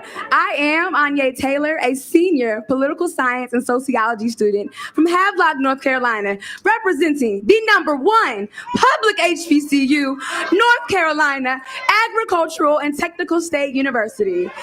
Yes, Aggie Pride, yes. Today has been so surreal for me. I grew up reading all the time about the civil rights movement, Dr. King and all of his work. So to be at the forefront of a march today and be able to stand before you all and talk about the importance of the Black vote, it's just all coming full circle. And similar to what somebody said earlier, a fire has been ignited. I am excited. This will not be the last time that you all will see me. Yes. So at North Carolina A&T, we have experienced firsthand voter suppression. So for those of you all who may not know, back in 2016, we actually were racially gerrymandered. So basically, we were split in half. So what does that mean? The power of our vote was diminished. So what do you tell over 12,000 students that actually want to vote that their vote has been diminished and that power has been gone? So what do? So again, I started this work in fall of 2019 when I met my advisor, Tiffany C. Wright, who really also ignited my fire. And so I was able to work alongside other students and other campus leaders to create a petition, and we were able to receive over 1,000 signatures in 24 hours to go to city council meetings and just advocate on our behalf and again, combat that racial gerrymandering and also support the fact that we also didn't have an on-campus polling site, which is also another injustice. So in 2019, we were able to advocate for that, and we were able to also obtain an on-campus polling site. Yes. So if you all are able to take anything from me today, young people, know that there is power in us and there is power in unity. And we've seen that. The youth vote literally swung the Obama 2008 and 2012 election. If that does not show you that there is power in the youth vote, there is. There is power when we come together as one and actually advocate and combat these injustices that we face every single day and continue to face. So again, if you don't take anything from me, because I know I talk a little fast, talk to me on the side if you really want to get personal. There is power in us and there is power in unity. Thank you. Yes. So we also have Georgia in the house. We got Alabama in the house. We got Lowndes County Schools in the house. So we have a ton of young people. We are building an army of young folks that's taking over this, that's marching for this, for every single moment for voting rights. These are the folks that are doing it. So I'm so proud of these young folks, and I'm definitely proud to be one of the ones to get to work with them on a day-to-day basis. So I appreciate y'all, and let's get it. Let's get this last leg of this march. Right. Let's get it. Let's get it. That's right. All right, y'all. We're going to keep it moving. We've got 6 of our partner organizations that are going to come up real quick. The first off, and I'm going to call them all out because I want y'all to be over here lined up. First, we got Ann Toback, who's coming up from the Workers' Circle. Then we'll have Dr. Turner from the League of Women's Voters. Then we'll have Barbara Onwine from Transformative Justice Coalition, Marcus Batchelor and Savante Myrick from People for the American Way, Jana Morgan from DFAD, and Bo Shuff from DC Vote. So if y'all can all be ready to come on up, and we'll keep this moving, and then we'll get ready on this for this second half of this march. All right, y'all having a good time? We learning something today. All right, Ann. Hello, welcome. So thrilled to be here. And hasn't it been incredible today, marching in the footsteps of incredible heroes? Who's inspired? Wait, I'm not hearing you. Who's inspired? I want to do a shout out to somebody who's marching with our Workers' Circle contingent, Rhoda Silver. She's with Carolina Jews for Justice, and she was here 57 years ago, and she marched into Montgomery. So shout out to Rhoda Silver. I'm so proud today to take inspiration from the heroism and the perseverance of the tens of thousands of women and men who took up the fight for civil rights and equality over half a century ago. People whose activism paved the way for all of us here to hold a stake in our democracy, and whose activism we are now called on to continue as we fight to protect, preserve, and expand the right of every American to vote and have their vote counted. We all have that stake, and it's meaningful for me to be here as the CEO of the Workers' Circle. We're a social justice organization that was founded in 1900 by Eastern European Jewish immigrants. Our founding members were women and men who left their homelands, escaping violence, economic hardship, and authoritarian rule. People who came to the United States because it offered them freedom and democracy. All of us here marching today stand on the shoulders of fierce activists, people who took on a century of fights for our democracy, against fascism, for civil rights, people who changed the world in the 20th century. And all of these historic victories came through perseverance, courage, and solidarity. We are here today because our American democracy is in jeopardy. Our constitutional right to vote and our ability to conduct free and fair elections has been compromised. Right. Anti-democratic lawmakers have effectively targeted voters of color through state voter suppression laws, and they've redistricted Black voters out of power in states like Alabama, here, and Georgia. We're marching to say that we will not let this stand. Right. The Workers' Circle is proud to be here in our 21st century coalition of fierce activists. Black Voters Matter, League of Women Voters, Declaration for American Democracy, the National Coalition on Black Civic Participation, Transformative Justice Coalition, and the People for the American Way. Let's hear it for all of us. This past past year has seen us all marching together, getting arrested together, and supporting each other shoulder to shoulder. Together, we send the message that we are committed to making history in 2022 and beyond. But we're not marching here today simply to pay homage to the bravery and strength of those who came before us. But we're here to make history for ourselves, to demand our government fulfill its duty to protect our democracy, to demand that they pass federal voting rights legislation to protect the right of every American to cast their vote and have their vote counted. And we're here to send the message that we will not stop marching, we will not stop working, and we will not stop fighting until we win. Thank you. Woo! Thank you, Ann in the Workers Circle. Next up, Dr. Turner, League of Women Voters. Join me just for one verse of I woke up this morning with my mind trained on freedom. I woke up this morning with my mind trained on freedom. I woke up this morning with my mind trained on, let me hear you guys. I woke up this morning with my mind trained on freedom. Hallelujah. Hallelujah. Hallelujah. Hallelujah. Hallelujah. My God, I came with these marks ready to give. But you know, you guys have touched my heart and my soul so much today that I just have to go off the mark and say what I'm really feeling. That's all right. Take your time. Take your time. I have a new friend that I met today, and I want to call her out, and I don't see her. Divine Hill McGuire. There she is. Hi, Divine. And as you may not know, she is the granddaughter of her grandfather owned Campsite One home. And she lives there part-time with her mother, and they keep it up. And we were walking along, and she spoke to me. We were talking, and she said, and I want everybody to do this right now, look at the shoes. Everybody look at your feet. You know, in 1965, the Freedom Walkers and the people walking for votes didn't have Pumas. They didn't have Adidas. They didn't have Nikes. They had shoes that by the end of the march, they had walked through the soles of them, but they kept walking. And so therefore, what we have to do is remember those who came before and the struggles they had, because we need to walk till we have walked through the soles of our shoes for the freedom and the justice that we need, for voting rights and all the justice we need in America. We can do it.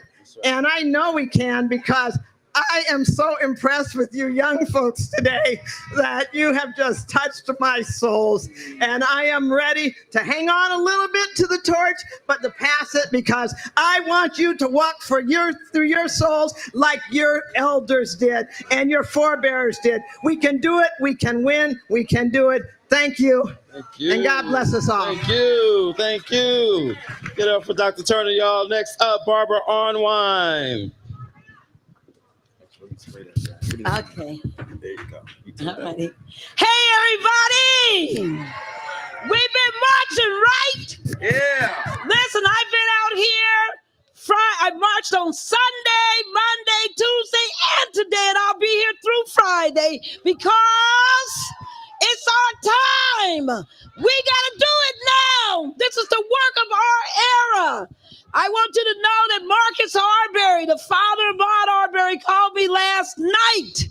And he said, Barbara, I'm not where I need to be. I need to be right here with you marching. You see, everyone, it's just one step in the battle that we're going to wage all year long. They think they've seen something. They don't know what's about to come. Because we're not going to sit back and allow our democracy to be destroyed because of their greed, their racism, their homophobia, all of the evils that live. I want you to know that the Transformative Justice Coalition got your back. We will be here We're going to be waging these battles, these boycotts. We're going to show them what it looks like when the nation says, we're out.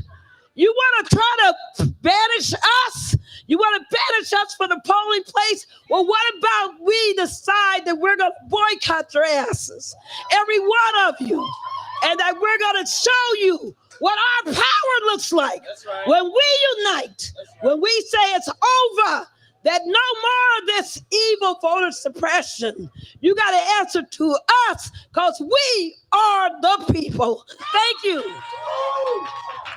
Thank you. Come on. Next up, Marcus Savante Myrick, People for the American Way. All right, all power to all the people. Somebody say all power to all the people. All power to all the people. Again, my name is Marcus Batchelor. I'm the Deputy Director for Leadership Programs at People for the American Way. And we thank you. And we are so excited to be here to join in this commemoration of a long walk to freedom that really did birth new hope and tangible things that protected the right to vote in our country. But we're excited to be here, not just because of this commemoration, because we know it's more than a commemoration. We know it's a recommitment. It's a recommitment to this fight. It's an acknowledgement that the attacks that are happening right now are just as sinister, just as hate-filled as the ones we saw back in the 1960s. And we're here back in Lowndes County, back in Alabama, to tell folks that we won't take it sitting down, that we'll keep marching on that long walk to freedom, that this isn't just a replay of a march, in black and white. This is a relay, right? This is a continuation of that walk, of that march. So turn to your neighbor real quick. It's churchy today, so I can do this. Turn to your neighbor and say, neighbor, this ain't no replay. It's a relay. Say, this ain't no replay. It's a relay. And so we've got work to do. And so I'm excited to be here with my brother, the Executive Director of People for the American Way, Savante Myrick, the youngest person ever elected mayor in the state of New York. Let's talk about it. Let's talk about it. And let's bring him up to talk about the work we have to do moving forward. God bless. Thank you, Marcus. Who said New York? Nobody said New York. New Yorkers know today's March 9th. What's March 9th? March 9th is the day we lost Biggie Smalls. An important person for our communities. And Biggie meant a lot to me because Biggie was the one who said, birthdays were the worst days. And I remember those days. I was born and raised in a homeless shelter. I worked my whole life to get out of that shelter and to get into public office. And I want to be very honest with all of you here, that working on voting rights is not what I wanted for my life. This is not where I want to be. Lowndes County in Alabama, I am happy to be here with you. But working for voting rights is something that I thought was done already. I thought we would have the opportunity to pursue lives of purpose and satisfaction. And even as in 14 years in elected office, we worked to make great strides to stop climate change and homelessness, right? Create real, positive, healthy improvements to our community over the last 6 years especially. I watched one party in our country fight so hard to take us backwards. And when Ben Jealous called me 2 years ago and he said that he was taking over People for the American Way, and that he was worried about the misinformation that Black men in particular were receiving through their cell phones. And he asked me if we could create a program called Defend the Black Vote to send 10 million text messages directly to Black men between the ages of 18 and 45. If we could get them to vote at the same level that Black women vote, then maybe we could do something crazy like win the state of Georgia for President Biden and win the state of Georgia for Senator Warnock and John Ossoff. We sent those 10 million texts. We increased Black male turnout by 15% at least, and we won that. So this is not the work I wanted to do. I know it's not the work you want to do, but this is the work we have to do. This is the work we're called to do. This is the work we need to do if we're going to, as Biggie said, make sure that we go from negative to positive, and it's all good. And if you don't know,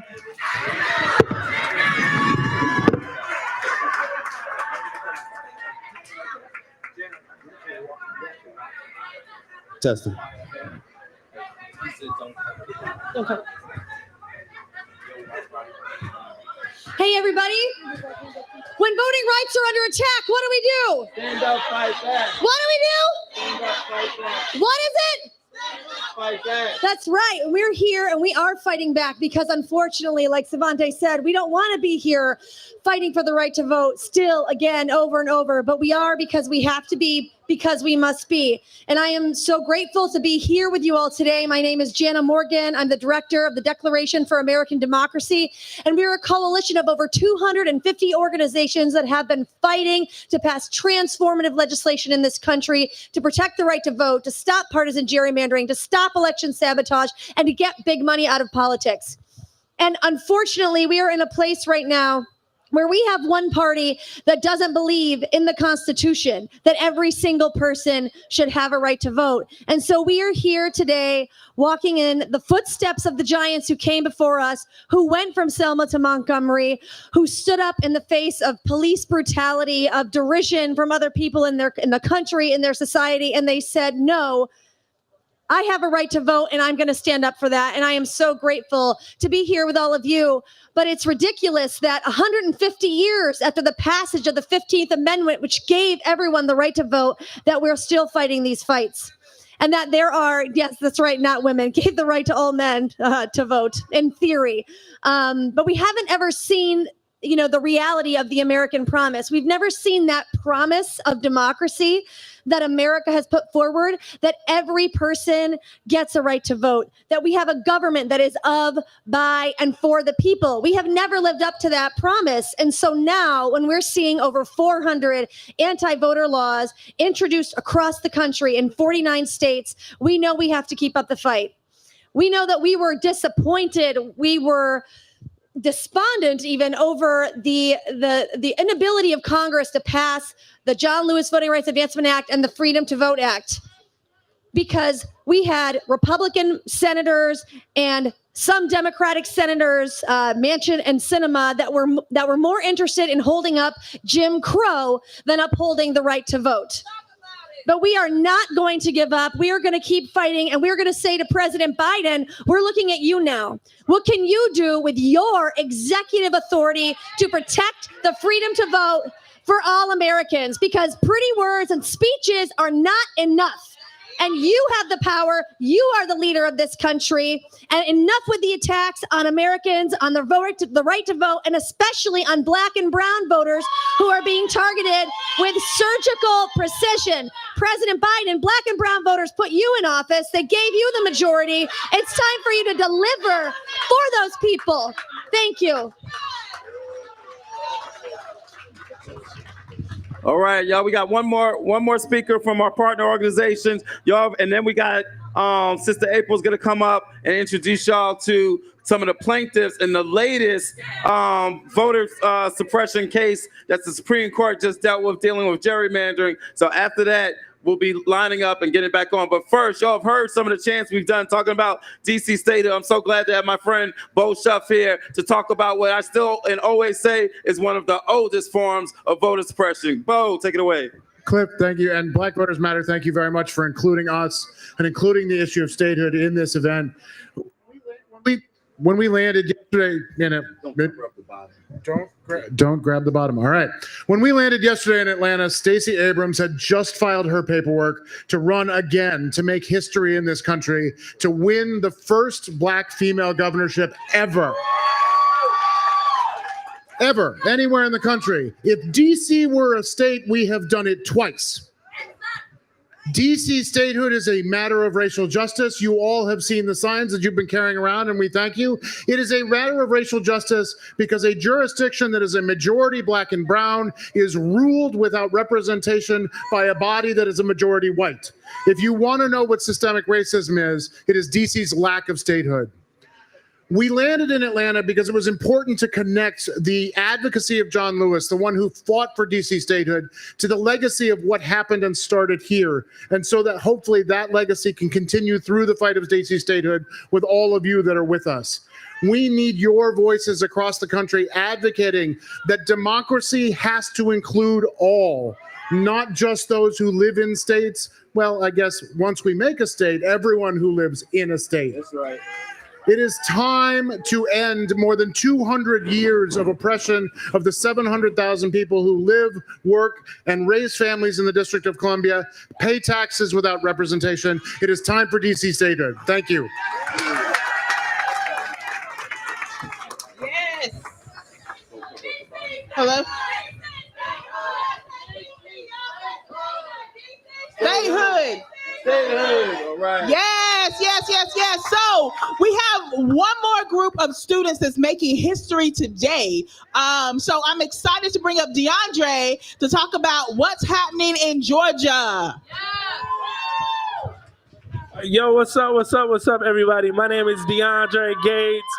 How you doing? I am representing a coalition of student organizations. On today, 62 years ago, the Atlanta student movement released the Appeal for Human Rights. The Appeal for Human Rights covered issues of humanity. On today, students from Georgia representing Spelman, Morehouse, Clark, Atlanta, our PWIs, Georgia State, Georgia Tech, hand-delivered a letter to Governor Kemp and to members of the Georgia legislature to identify issues of humanity that are key and that are critical to students in Georgia. So we got some students from Georgia State who participated in this initiative, and we're going to have them to cover what's included in the letter. So I'm going to turn it over to James and let him go over what's included in that letter that we delivered to Governor Kemp today. Thank y'all. I'm so excited to be here. It's so great to be in such an energetic place with so many organizers. But the letter basically says we want economic equality. We want equity. We want equity in our schools. Georgia schools have not been fully funded for almost 20 years. And you know who that affects. Black and brown students, the absolute worst. We want education equity. We want economic equity. We want our state to treat Black and brown people like they're people. And we shouldn't still be having to say that. That's so sad. But we're going to keep fighting. We're going to keep working. We're in our state capitol all the time, talking to our legislators, working with them, pressuring them, shouting them down sometimes. But we're working hard, and we're going to keep working in Georgia. Hello, everybody. Jordan Madden, Georgia State student. And yeah, we're, as James was saying, we're down there at the Capitol every single day, fighting really hard. A state that just elected a Jewish American to the Senate, another Black man to the Senate, who's flipped Georgia blue for Joe Biden, is still being represented by conservatives who don't care for our rights as students, as people in this great state of Georgia. And so we're doing a whole lot of work down there to promote economic justice, education equality, particularly with censoring history. I think it's very important that we're here right now doing this work and the legacy of our forefathers, and they're trying to ban that, and they're trying to get rid of that. So I'm glad to be here, and I thank you guys for the opportunity and continue to fight for this work. Thank y'all. Thank y'all. Give it up for the Georgia students, y'all. Give it up for them. Our last speaker is coming up right now. I'm going to introduce real quick my wife and also our legal director and chief of staff. It's a bad sister right here, y'all. It's a bad sister. I'm married up. Attorney April England Albright. Hello, everybody. So we're getting ready to get back out here and finish out these last miles, but we knew that we could not leave here without talking about things that are very, very specific and important for the state of Alabama that are also impacting us everywhere in this country. And that is the issue of gerrymandering. As many of you are clearly aware and heard of a Supreme Court case where the Supreme Court essentially decided to enjoin a decision from the lower court in Alabama that basically determined that right now, Alabama's political lines are racially gerrymandered. That is the decision the court made. But despite the fact that the lower court, after listening to mountains of evidence and testimony, determined that this map in this state is racially gerrymandered, they decided to go ahead and require this state to hold elections this year on racially gerrymandered lines. And so we're talking about Alabama, but that's everywhere in this country. And it needs to end. And right now, there is federal legislation that seeks to make it a statutory right not to gerrymander, right? So we need that act to be put in place. But we have a very special guest here today. We have those individuals who bravely served as plaintiffs in that case. Right? It's important for you to hear from them and understand what it is they're fighting for in that case, that they're continue that fight. So I'm going to bring forward Dr. Winfrey, Kadena Stone, Shalayla Dowdy, and Brother Evan Milligan.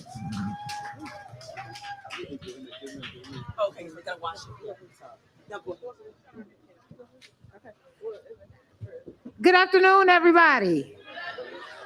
We are in a critical time right now. We're excited to be here. I'm going to turn the mic over to Evan Milligan, who name may be familiar if you're familiar with the case, Milligan versus Merrill, and pretty much break down what is going on with the case right now.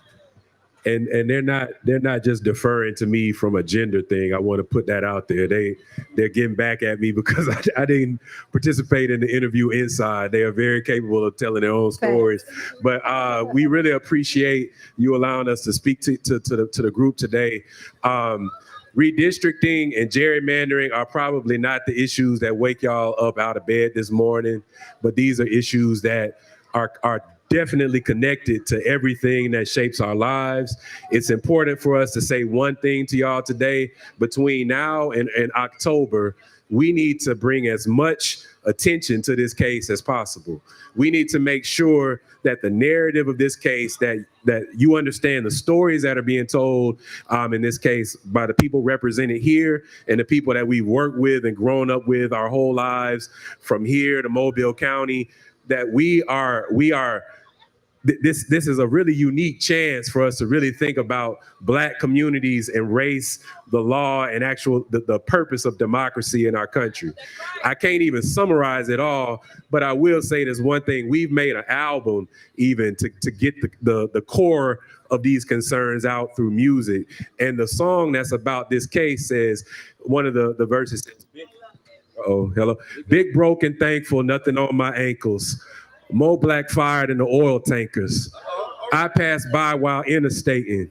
Me and I-10 so innovative in remote locations throughout the Gulf nation. Yeah. They claim it ain't space to bring some more Haitians, Ecuadorians, Salvadorians. Far as I'm concerned, we need some more of them. Yeah. Our little towns ain't getting no bigger. Yeah. By one Citgo, maybe $4 generals. In general, ain't it plain to see? It don't work for you. The math worked for me. So let me vote in peace. Don't strip me. Don't clip me. Don't crack me. Don't pack me. Don't flip me. We dry. They wet. It's tempting to leave home, dive in, and go swimming. Mainstream water's never been that deep, but we can still drown when we on our knees. Stood up, stayed down when I left. Came home, missed home, caught a jet. Our map intact, whole county true. North Star of my soul brought me back to you. Yeah. You won, nothing new. 1 and 1 make fun, 1 and 1 make 2. And then the chorus says, we can make us a map, yo. We can break out this trap, yo. If we make us a map, yo. Yeah. Use your tools. Yeah. Your tools. We can break out this trap, yo. If we make us a map, yo. Yeah. Use our tools. Use our tools. Yeah. So, talked about a lot of stuff in there, right? But it's easier for you to hear that than to hear a 200-page something about the case itself. If you take one thing from that, go to Bandcamp, Shake the Field. The song is on there. It's free. Follow our case, y'all. We got to make this big. Don't wait till one of us to get killed by the police before you then want to. Right, we can do this right now on the front end. That's right. All right. All right, so I don't have bars like Evan does. But when I say fair, y'all say maps. Fair? Maps. Fair? Maps. So we are plaintiffs in this lawsuit, not just for us, but for the citizens of Alabama. That's right. And redistricting is tied to voting. There's no way you can go to the polls and make a fair and adequate vote if your lines are not drawn fairly. That's right. So in October, we'll have oral arguments in front of the Supreme Court where we'll be advocating for a second majority Black district, because right now, Black Alabamians are not fairly represented on the congressional level. I'm from Mobile, Alabama, so when I go and vote for my congressman, I'm voting for someone who does not support legislation that's focused on my community, that helps my community, that is Black people. Yeah. So y'all might not know a lot about redistricting, but I need you to follow the case, support us so that we can fight to have equitable maps in Alabama so that when you go to the polls, our voices can adequately be heard. That's right. Yeah. So currently, as we all know, the Voting Rights Act is at stake, and it's not just around the country, it's right here in Alabama.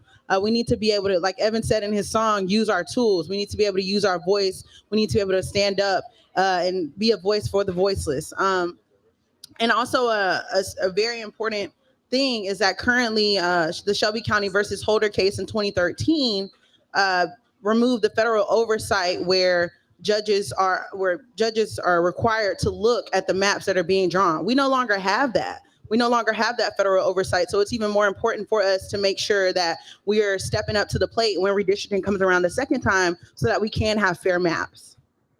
And the last thing I will add again, just know that your voice is important. Us marching today is important, but take this energy back to your community. Let your friends and family who are not here know what you witnessed and know what you are a part of, and know this is a foundation. The seeds being planted. This is just the beginning. So we'll see y'all in the march. Peace.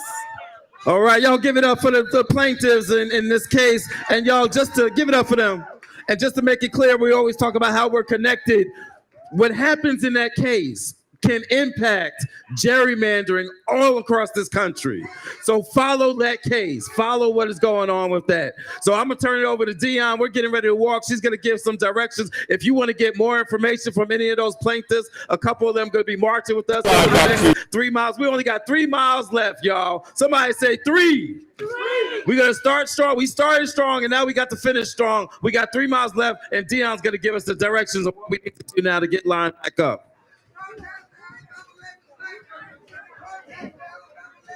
Yes. Okay. Congratulations, everybody. We have how many more miles? 3. Okay. So the next stop is going to be 2 miles. We're going to go ahead and take those 2 miles, and that's going to be to the Casey's General Store. You'll see our signage. If we can get everyone to go and stand in front of the big BVM bus, go ahead and line up. How many? 3 by 3. There you go. 3 by 3, 3 miles. All right. So if we can go ahead and line up, we'll go ahead and get started. Thank you.